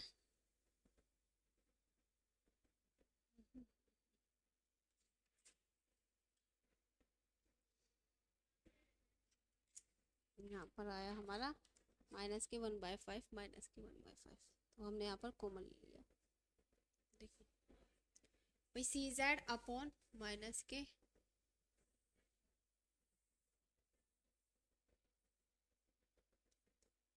यहाँ पे माइनस के 1/5 जेड प्लस 1/5 और अपॉन में जेड स्क्वायर प्लस 4, ये इस तरीके से है। तो यहाँ पर देखो 1/10 जेड प्लस 1 और प्लस 1/10 जेड माइनस 1, और यहाँ से हमने क्या किया माइनस के 1/5 कॉमन लिया, तो Z minus 1 upon Z square plus 4, यह है हमारा। अब हमें यहाँ पर क्या करना है, इसको एक्सपेंड करना है।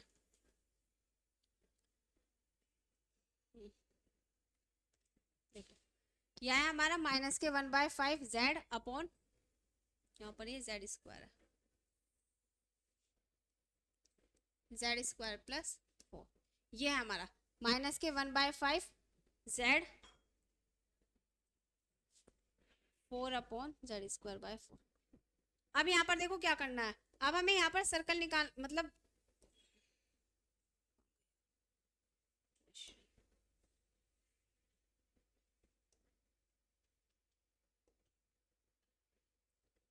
क्वेश्चन था हमारा ये, हमें क्या करना था, इस फंक्शन को एक्सपेंड करना था इस रीजन में, mod z greater than 1 and less than 2। तो हमें यहाँ पर लेकर चलते हैं इसमें, इन रीजन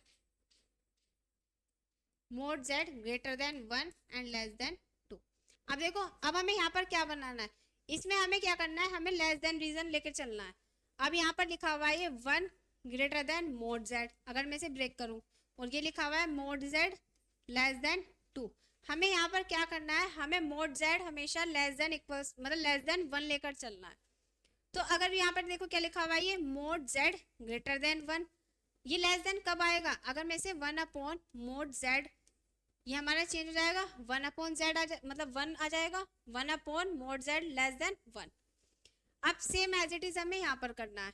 अब ये क्या लिखा हुआ है, मोड z लेस देन 2, लेकिन हमें क्या लेकर आना है 1, तो मैं इस 2 को इस साइड ले आऊँ तो क्या आएगा, मोड z/2 लेस देन 1। ठीक है, इतना आया सभी को समझ में। यहाँ पर करा हमने 1/मोड z लेस देन 1 और मोड z/2 लेस देन 1। अब हमें यहाँ पर क्या करना है, हमें इस फंक्शन में चेंज करना है। हमें यहाँ पर क्या बनाना है, मोड z बनाना है, मतलब 1/z बनाना है। तो देखो यहाँ पर 1/z कब बनेगा, यहाँ से जब मैं z कॉमन लूंगी। यहाँ पर कब बनेगा, यहाँ से भी z कॉमन आएगा। और यहाँ पर हमें क्या बनाना है, मोड z, तो यहाँ से मैं क्या कॉमन लूंगी, यहाँ पर मैं z² कॉमन लूंगी। ठीक है, तो यहाँ पर हम किस तरीके से करेंगे, देखो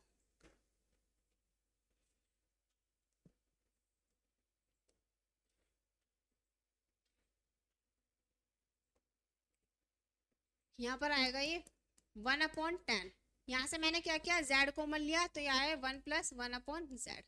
यहाँ से भी हमने क्या किया, 10 कॉमन लिया तो यहाँ है 1 - 1/z। और यहाँ पर माइनस के 1/5, देखो यहाँ पर क्या है z - 1 और अपॉन में z²+4, ये इस तरीके से है। अब देखो यहाँ पर तो हमने बना लिया 1/z, वहां पर हमें चेंज करना है। क्या लिखा हुआ है, हमने यहाँ पर क्या किया, हम यहाँ से 4 कॉमन ले लेते हैं। तो देखो अगर मैं यहाँ से 4 कॉमन लूँ 5, यहाँ से 4 कॉमन लिया तो आएगा 1 + z²/4। यह है हमारा। अब देखो, अब हमें यहाँ पर करना क्या, अब यहाँ पर ये बचा हमारा 1 + 1/z।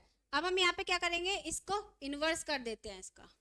भैया आया हमारा 1/10z, इसको ऊपर ले जाए तो ये आ जाएगा 1 + 1/z का इन्वर्स प्लस 1/10, इसको भी ऐसे किया हमने, इसको ऊपर ले गए तो ये आया 1 - 1/z का इन्वर्स।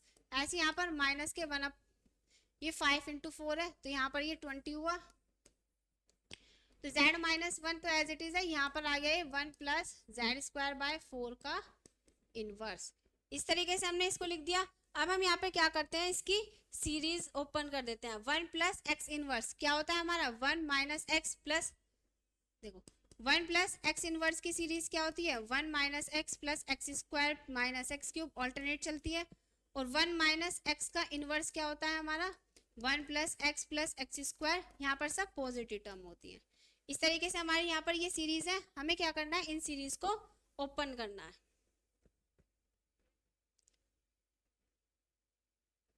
देखो यहाँ पर हम क्या करते हैं, सीरीज ओपन कर देते हैं 1/10z। 1 + x का इनवर्स क्या होगा, 1 - x + x² - x³, इस तरीके से ओपन होगी यहाँ पर। ऐसी सेम एज इट इज यहाँ पर 1/10, अगर मैं इसको ओपन करूँ 1 - x इनवर्स तो यहाँ पर ये आएगी positive 1/1 + z plus 1/z² + 1/z³। इस तरीके से ये वाली सीरीज ओपन होगी और माइनस के 1/20। अब देखो यहाँ पर ये z - 1 एज इट इज रखा, और यहाँ पर हम क्या करते हैं, यहाँ पर 1 + z की इनवर्स की सीरीज ओपन करें तो क्या आएगी हमारी, 1 + z की 1 - z और प्लस z²/4 का स्क्वायर। इस तरीके से हमारी यहाँ पर क्या होगी, सीरीज ओपन हो जाएगी। बस हमें क्या करना है, इसको अरेंज करके लिखना है। इस तरीके से हम क्या करते हैं, अपने फंक्शन की मतलब फंक्शन को क्या करते हैं, एक्सपेंड करते हैं बाय लॉरेंट सीरीज। अब देखो, अब हमारा क्या है, रेजिड्यू थ्योरम एंड एप्लीकेशन। अब हमारी रेजिड्यू किस तरीके से फाइंड करते हैं यहाँ पर,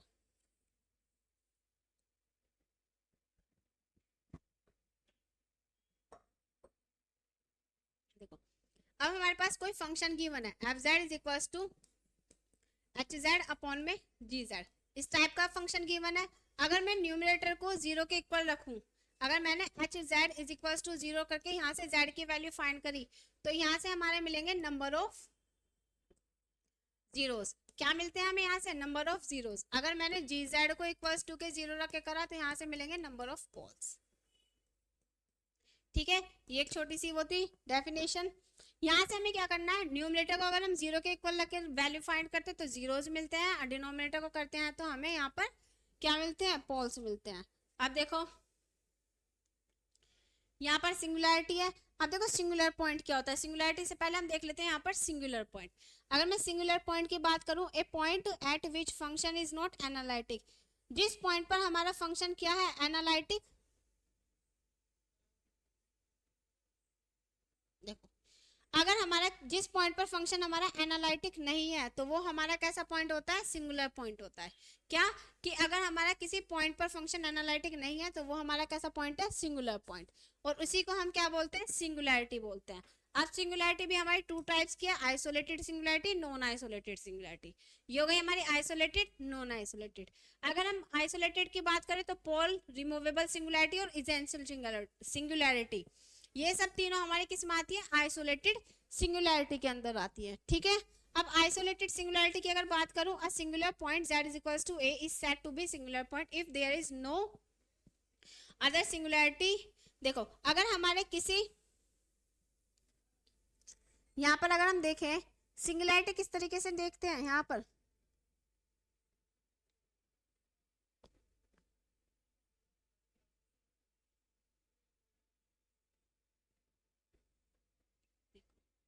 अगर हम यहाँ पे बात करें कि हमारे पास यहाँ पर क्या एक रीजन है, यहाँ पर हमारे पास सर्कल है, ये हमारा जेड नॉट पॉइंट। अगर इस पॉइंट पर हमारे पास कोई सिंगुलैरिटी नहीं मिलती और इसके सभी पॉइंट पर हमारे पास क्या है, सिंगुलैरिटी नहीं है, मतलब जेड पॉइंट पर तो है, मतलब जेड पॉइंट पर हमारे पास सिंगुलैरिटी नहीं है, और इसके नेबरहुड के सभी पॉइंट पर अगर हमारे पास सिंगुलैरिटी नहीं है, तो हम क्या कह सकते हैं, इसको आइसोलेटेड सिंगुलैरिटी बोलते हैं। और पोल आपको पता ही है किस तरीके से निकालते हैं, डिनोमिनेटर की वैल्यू को जीरो रख के हम पोल्स फाइंड करते हैं। अब देखो फाइंड द पोल्स और सिंगुलैरिटी, हमें पता है सिंगुलैरिटी हमारी क्या है, पर पोल्स हमारी सिंगुलैरिटी किस टाइप की, आइसोलेटेड। अगर मैं यहाँ पर क्या निकालना है, पोल्स निकालना है, तो क्या करना पड़ेगा, डिनोमिनेटर को जीरो के इक्वल रखो। तो यहाँ पर क्या है, z इज इक्वल टू 2 और 3। देखो डिफरेंट आए हैं पोल्स, बट 2 और 3, तो ये है हमारे यहाँ पर सिंपल पोल। कैसे पोल है यहाँ पर, है हमारे सिंपल पोल। अब इसकी बात करें, z माइनस टू की पावर 3 इज इक्वल टू 0, तो यहाँ से देखो पावर 3 है, तो हम इसे लिख सकते हैं z minus two, Z minus two, Z minus two. तो यहाँ से जो पॉइंट आएंगे z इज इक्वल टू 2 2 2, तो यहाँ पर हमारी एक ही पॉइंट पर आ रही है, 2 पॉइंट पर, लेकिन ऑर्डर कितना है, 3, तो हम इसे बोलेंगे z is equals to 2 of order 3। क्या है यहाँ पर, 2 पॉइंट पर आ रहे हैं हमारे पोल्स, कितने ऑर्डर का, 3 ऑर्डर का। ठीक है, जितने टाइम्स रिपीट होती है उतने ही हमारा उसका क्या कहलाया जाता है, ऑर्डर कहलाया जाता है। ये हो गई हमारी यहाँ पर सिंगुलैरिटी, और हमने पोल्स फाइंड करने सीखे। अब देखो रेजिड्यू क्या होता है, रेजिड्यू एट पोल। अगर हम किसी पॉइंट पर मतलब पोल पर रेजिड्यू फाइंड करते हैं तो किस तरीके से करते हैं, हम लॉरेंट सीरीज से देखते हैं। ये हमारी लॉरेंट सीरीज है, F Z is equal to this. ये हमारा क्या है, यहाँ पर हमारा एनालिटिक पार्ट है, ये हमारा प्रिंसिपल पार्ट है। ठीक है, अगर हमें यहाँ पे क्या करना है, अगर हमें यहाँ पर पोल पर रेजिड्यू निकालना है, तो क्या होता है वो हमारा b1। b1 क्या होता है, कोफिशिएंट ऑफ 1/z1। अगर हम लॉरेंट सीरीज को एक्सपेंड करते हैं तो 1/z माइनस ए का कोफिशिएंट ही हमारे क्या कहलाया जाता है, रेजिड्यू एट अ पोल कहलाया जाता है।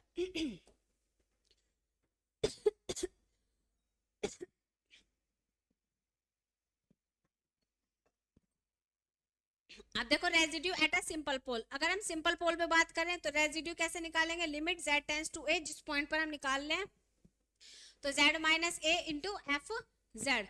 इस तरीके से हम क्या करते हैं, रेजिड्यू निकालते हैं पोल पर, सिंपल पोल पर। अब देखो अगर हमारा फंक्शन जो है फाइव जेड अपॉन जेड में है, मतलब क्वोशंट फॉर्म में है, तो मतलब फ्रैक्शन फॉर्म में है, क्वोशंट ही फ्रैक्शन फॉर्म में है, तो हमारा रेजिड्यू कैसे निकालेंगे, ए पॉइंट पर फाइव ए अपॉन में जेड डैश ए। हमें क्या करना है, डिनोमिनेटर का डिफरेंशिएट करना है, उस पॉइंट पर हम क्या निकाल देंगे, रेजिड्यू निकाल देंगे। अब देखो अब हम यहाँ पर बात करते हैं residue at a pole of order n. अगर हमें एन ऑर्डर में पोल मतलब एन ऑर्डर हमें रेजिड्यू निकालना है पोल पर एन ऑर्डर का, तो किस तरीके से निकालेंगे, limit z tends to z not 1 upon n minus 1 factorial जितने ऑर्डर का है, और dn माइनस 1 अपॉन dz।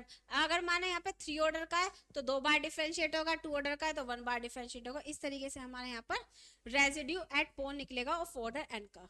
अगर बात करते हैं हम रेजिड्यू एट इनफाइनाइट, इनफाइनाइट पर निकालना है, तो residue at z is equals to infinite क्या होता है, माइनस के 1 upon 2 pi iota integral of F Z D z, या फिर हम इसको लिख सकते हैं माइनस के z इंटू एफ जेड। इस तरीके से हम रेजिड्यू निकालते हैं इनफाइनाइट पॉइंट पर। ठीक है, अब देखो आगे बढ़ते हैं। क्वेश्चन देखो क्या, determine the pole and residue at simple pole of the function. हमें क्या करना है, इस पे रेजिड्यू फाइंड करना है और हमें यहाँ पर पोल फाइंड करना है। तो पहले हम यहाँ पे क्या कर लेते हैं, यहाँ पर हम अपने पोल फाइंड कर लेते हैं। देखो रेजिड्यू कब फाइंड होगा, अगर हमारा पोल है तो हम रेजिड्यू फाइंड कर सकते हैं, अगर हमारा पोल नहीं है तो हम रेजिड्यू नहीं निकाल सकते। ये चीज ध्यान रखना, पोल है तो रेजिड्यू फाइंड होगा, अदरवाइज हमारा रेजिड्यू फाइंड नहीं होगा। ठीक है, अब देखो यहाँ पर पहले हम पोल से निकाल लेते हैं। पोल से हम निकालेंगे तो z माइनस 1 का square z plus 2 is equal to 0। तो यहाँ से z इज इक्वल टू 1 और माइनस 2। तो देखो z इज इक्वल टू 1, ये कितने ऑर्डर का आया, यहाँ पे ऑर्डर 2 का आया, और यहाँ पर ये तो आया ही हमारा सिंपल पोल। अब हमारे यहाँ पर 3 पोल आ गए, मतलब 2 ही है, एक तो हमारा 1 है ऑर्डर 2 का, और हमारा यहाँ पर क्या है, माइनस 2 है। अब मैं यहाँ पर पहले निकाल देती हूँ residue at z is equal to minus 2 पर, सिंपल पॉइंट पर निकालें residue at z is equal to minus 2। क्या है हमारा z माइनस z नोट, तो किस पर निकालना है हम, 2 पर, और एफ जेड क्या है हमारे यहाँ पर z square upon z minus 1 का whole square into z plus 2। भाई यही है हमारा। तो देखो इस z प्लस 2 से z प्लस 2 कैंसिल हुआ, z square upon z minus 1 का होल स्क्वायर। किस पॉइंट पर निकालना है, माइनस 2 पर, माइनस 2 पॉइंट पुट कर दो यहाँ पर, माइनस 2 का whole square upon minus 2 minus 1 minus के 3 का होल स्क्वायर, तो ये आया 4/9। ठीक है, तो ये आ गई हमारा residue at z is equal to minus के 2, 4/9। आया सभी को समझ में, इस तरीके से हमने निकाला है z माइनस 2 पर। अब हम बात करते हैं यहाँ पर रेजिड्यू 1 पर। तो देखो रेजिड्यू हम 1 पे निकालते हैं, यहाँ पर residue at z is equal to 1 है ना, 1 पर है। तो देखो क्या आएगा हमारा, भाई अगर हम 1 पर निकाल लें तो क्या आती है हमारी यहाँ पर, लिमिट z टेंड्स टू 1, और यहाँ पर क्या था 1 अपॉन में फैक्टोरियल, मतलब n माइनस 1, ऑर्डर कितना है 2 है, तो 2 माइनस 1 फैक्टोरियल, और डी एन माइनस 1, भाई 2 है ऑर्डर तो 2 माइनस 1 मतलब 1, तो हमें एक ही बार डिफरेंशिएट करना है इसको, और हमारा फंक्शन क्या है z स्क्वायर अपॉन में z प्लस 2 और z माइनस 1। भाई यही है हमारा फंक्शन, है ना, यही फंक्शन है ना हमारा। इस तरीके से हमें यहाँ पे क्या करना है इसको, और इंटू एफ जेड भी तो है, z माइनस 1। भाई हमारा क्या था, यहाँ पर हमारा फंक्शन था d over d n minus 1 d Z minus 1 z minus z not f z, ये था ना। तो यहाँ पर z माइनस जेड नोट भी आएगा, मतलब z माइनस 2 का होल स्क्वायर। क्या हो गया ये, यहाँ पर ये इसको पहले हम मिटा ही देते हैं। देखो क्या है हमारा यहाँ पर, लिमिट z टेंड्स टू 1, यहाँ पर है हमारा 1 अपॉन 2 माइनस 1 फैक्टोरियल। तो देख लेते हैं पहले, d n minus 1 upon D Z minus 1, सही है, z minus z not into f z. देखो यहाँ पर क्या आएगा d ओवर डी जेड, ठीक है, और z माइनस जेड नोट मतलब 2, सॉरी 1 पे निकालना ना 1, यहाँ पर हमारा n थी ना पावर, मतलब 2 थी तो 2 आया। और एफ जेड क्या है हमारे यहाँ पर, एफ जेड है हमारा यहाँ पर z square upon z minus 1 का होल स्क्वायर, ये रहा Z square upon z minus 1 का होल स्क्वायर और इन 2 जेड प्लस 2, ये है हमारा जेड माइनस 1 से ये कैंसिल हुआ तो Z square upon z plus 2 बचा। देखो लिमिट z टेंस टू 1, भाई ये तो 1 अपॉन 1 माइनस 1 फैक्टोरियल, मतलब 1, अब फैक्टोरियल क्या होगा 1, तो 1 ही आएगा। यहाँ पे बचा d ओवर डी जेड, यहाँ पे बचा Z square upon z plus 2। अब हम यहाँ पे क्या करते हैं, डिवीजन फॉर्मूला लगा देते हैं यहाँ पर। तो देखो लिमिट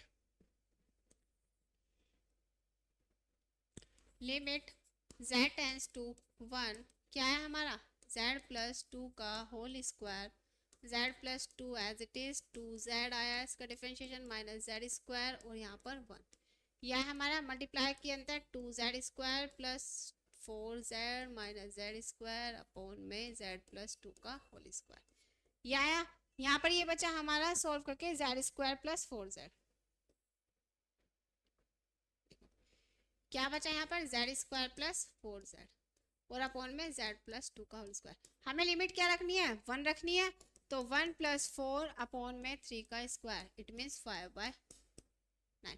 इस तरीके से हम क्या करते हैं, यहाँ पर अपना रेजिड्यू फाइंड करते हैं। आया भाई सभी को समझ में किस तरीके से अपना रेजिड्यू निकाला। अब देखो नेक्स्ट क्वेश्चन देखते हैं। क्वेश्चन है हमारा ये, find the residue at 1 upon Z square plus 1, ठीक है। क्या है, find the residue of Z of 1 upon Z square plus iota, हमें निकालना है Z is equal to iota A पर।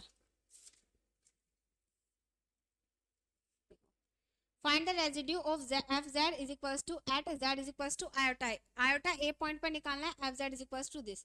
अब देखो किस तरीके से निकालेंगे, यहाँ पर पोल्स, पहले पोल्स निकाल लेते हैं। पोल्स अगर मैं निकालूँ यहाँ पर तो ये आएगा जेड स्क्वायर प्लस ए स्क्वायर का होल स्क्वायर, तो हम इसे लिख सकते हैं जेड स्क्वायर प्लस ए स्क्वायर, जेड स्क्वायर प्लस ए स्क्वायर।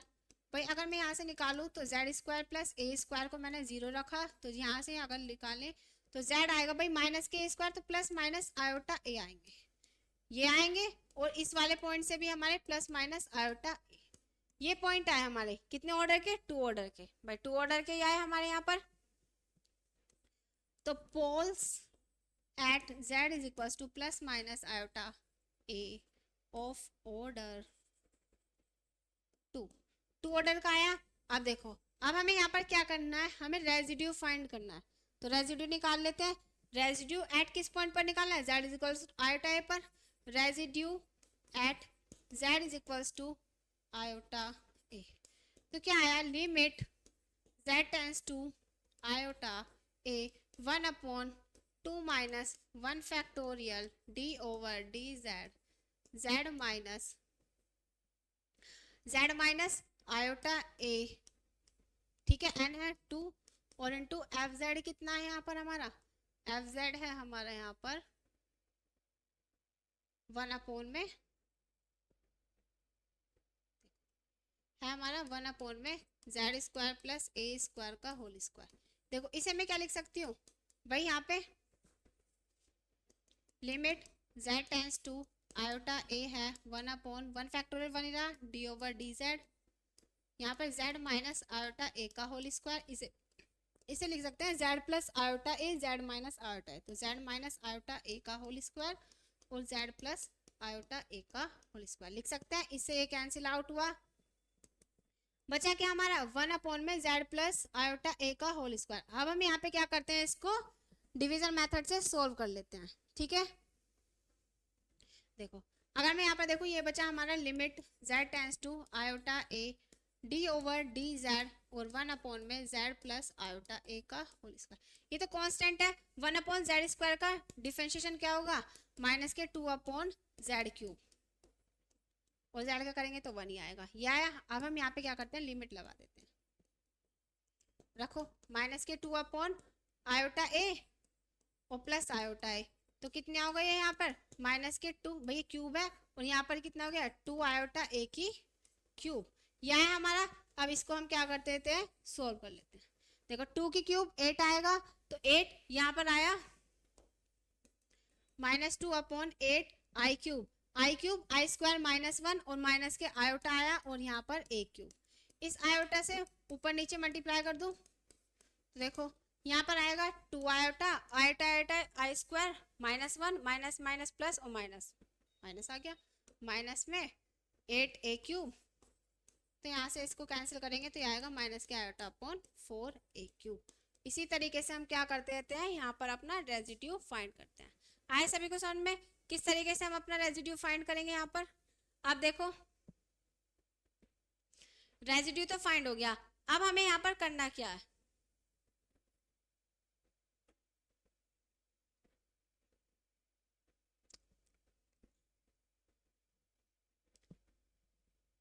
अब यहाँ पे देखो Cauchy residue theorem. Cauchy residue theorem क्या कहती है, if F Z is analytic in a closed curve C except at a finite number of poles within a C. अब हमारे पास residue इस तरीके से निकालेंगे कि इसके लिए कोची रेजिड्यू थ्योरम क्या होती है, integral of f z d z is equals to 2 pi iota sum of the residue. अगर हमें अलग अलग पॉइंट पर रेजिड्यू निकालना है तो उनको हम सम करके लिखते हैं, sum of residue poles within C. भाई जितने भी हमारे पोल्स हैं उनके लिए सभी के लिए अलग अलग रेजिड्यू निकलेगा और उनको हम सम करके लिखते हैं। तो इसको integral F Z D Z is equal to 2 pi iota into R. ठीक है, ये क्या है capital R sum of residue of poles within C. आप देखो अब हमें यहाँ पर क्या करना है, इस पॉइंट पर हमें क्या करना है, अपने इसको सॉल्व करना है। तो देखो क्या आएगा,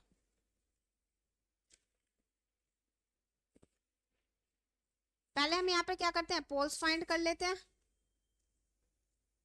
अगर मैं यहाँ पे पोल्स निकालूं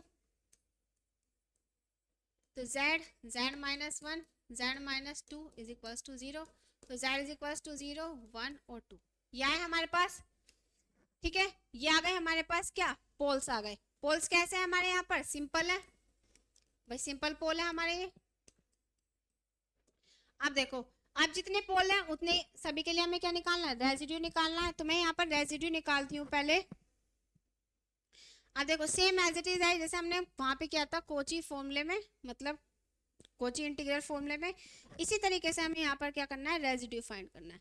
अब देखो उसने रीजन दे दिया, अगर इस रीजन के अंदर है तो रेजिड्यू फाइंड होगा, अगर इस रीजन के बाहर है तो रेजिड्यू फाइंड नहीं होगा। तो देखो यहाँ पर रीजन है मतलब 1.5, इसकी रेडियस है माइनस के 1.5।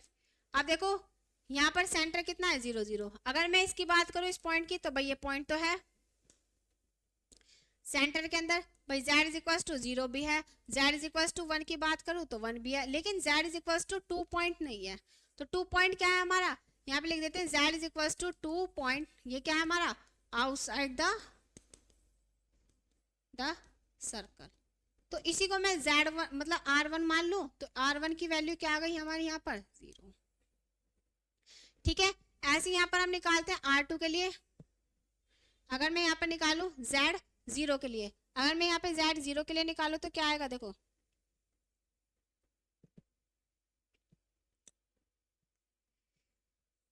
Residue at z is equal to 0, तो क्या आएगा z माइनस 0, एफ जेड की वैल्यू क्या है 1 माइनस 2z अपॉन में z minus 1 z minus 2।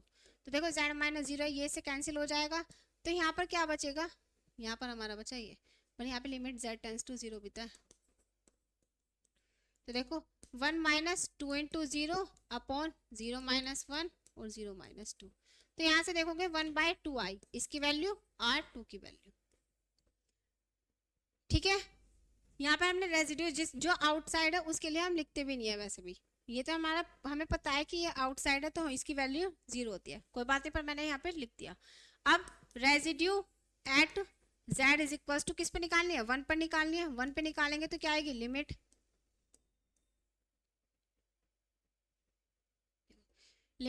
z tends to 1, तो z minus 1 1 minus 2z upon में z इंटू z माइनस 1 और z माइनस 2, z माइनस 1 से z माइनस 1 कैंसिल हुआ, limit z tends to 1, तो यहाँ पर आया 1 minus 2z upon z into z minus 2, यह आया। अब देखो यहाँ से इसको हमने क्या किया, z1 रखा तो 1 minus two upon 1 1 minus two, तो यहाँ से क्या आई हमारी 1 आई। माइनस वन ये तो कैंसिल आउट हुआ, तो R3 की वैल्यू क्या आ गई यहाँ से हमारी 1, तो R3 आ गया हमारा 1। तो देखो अब कोची रेजिड्यू थ्योरम लगाए यहाँ पे, बाय कोची रेजिड्यू थ्योरम। तो देखो कोची रेजिड्यू थ्योरम अगर हम लगाएं, क्या है, integral F Z D Z, क्या है हमारे यहाँ पर 2 pi iota R1 plus R2 plus R3, भैया है हमारा 2 पाई आयोटा। R1 की वैल्यू 0 है, R2 की वैल्यू है हमारी 1/2 और R3 की वैल्यू 1, तो यहाँ से आ गई ये 2 पाई आयोटा और यहाँ पे आ गया 3/2, 2 से 2 कैंसिल हुआ तो 3 पाई आयोटा। इस तरीके से हम क्या करते हैं, अपना रेजिड्यू फाइंड करते हैं। आया भाई सभी को समझ में किस तरीके से अपना रेजिड्यू फाइंड होता है? ठीक है, तो यहीं पर क्या करते हैं, इसके साथ हम यहीं पर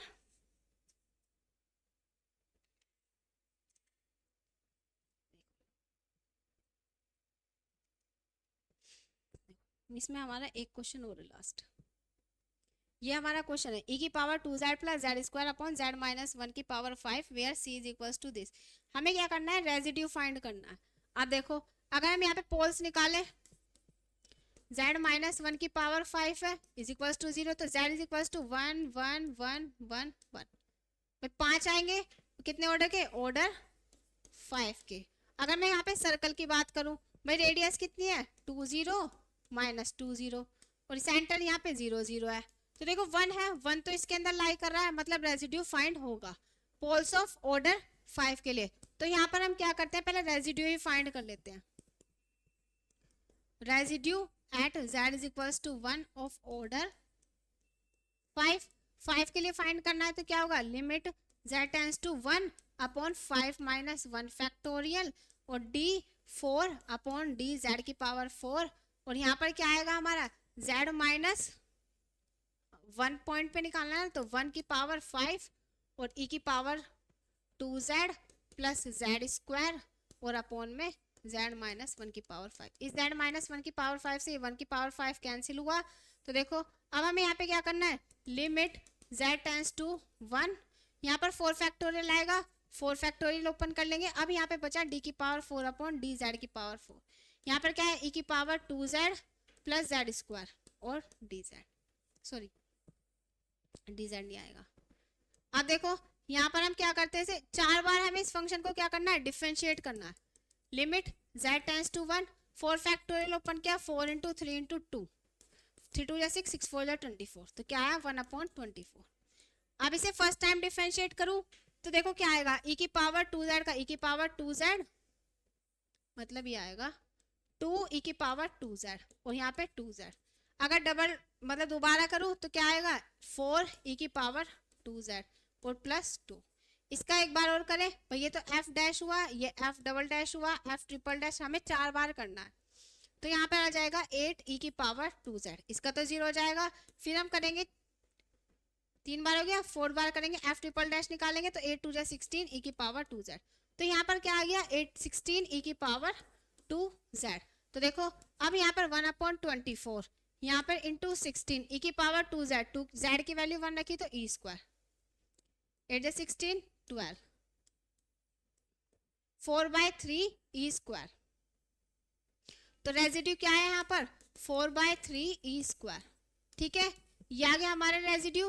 अब हमें यहाँ पर क्या करना है, कोची रेजिड्यू थ्योरम लगानी है, बाय कोची रेजिड्यू थ्योरम। अब कोची रेजिड्यू थ्योरम क्या होती है हमारी, यहाँ पर f Z is equal to integral of F Z D Z is equal to 2 pi iota r, तो 2 पाई आयोटा आर की वैल्यू कितनी है 4/3 e की पावर 2, तो ये हमारा क्या आ गया यहाँ पर रेजिड्यू आ गया 8/3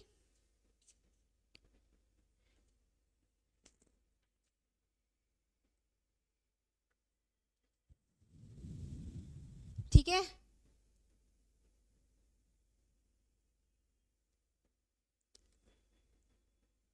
डिफरेंशिएट कर दे, हाँ यहाँ पर आएगा हमारा 8/3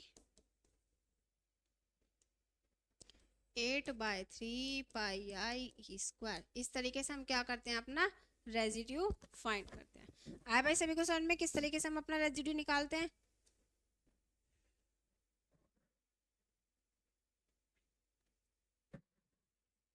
ठीक है, तो यहीं पर हम क्या करते हैं, अपनी क्लास को फिनिश करते हैं। आई होप सो आपके लिए क्लास हेल्पफुल हो। मिलते हैं नेक्स्ट क्लास में। Thank you.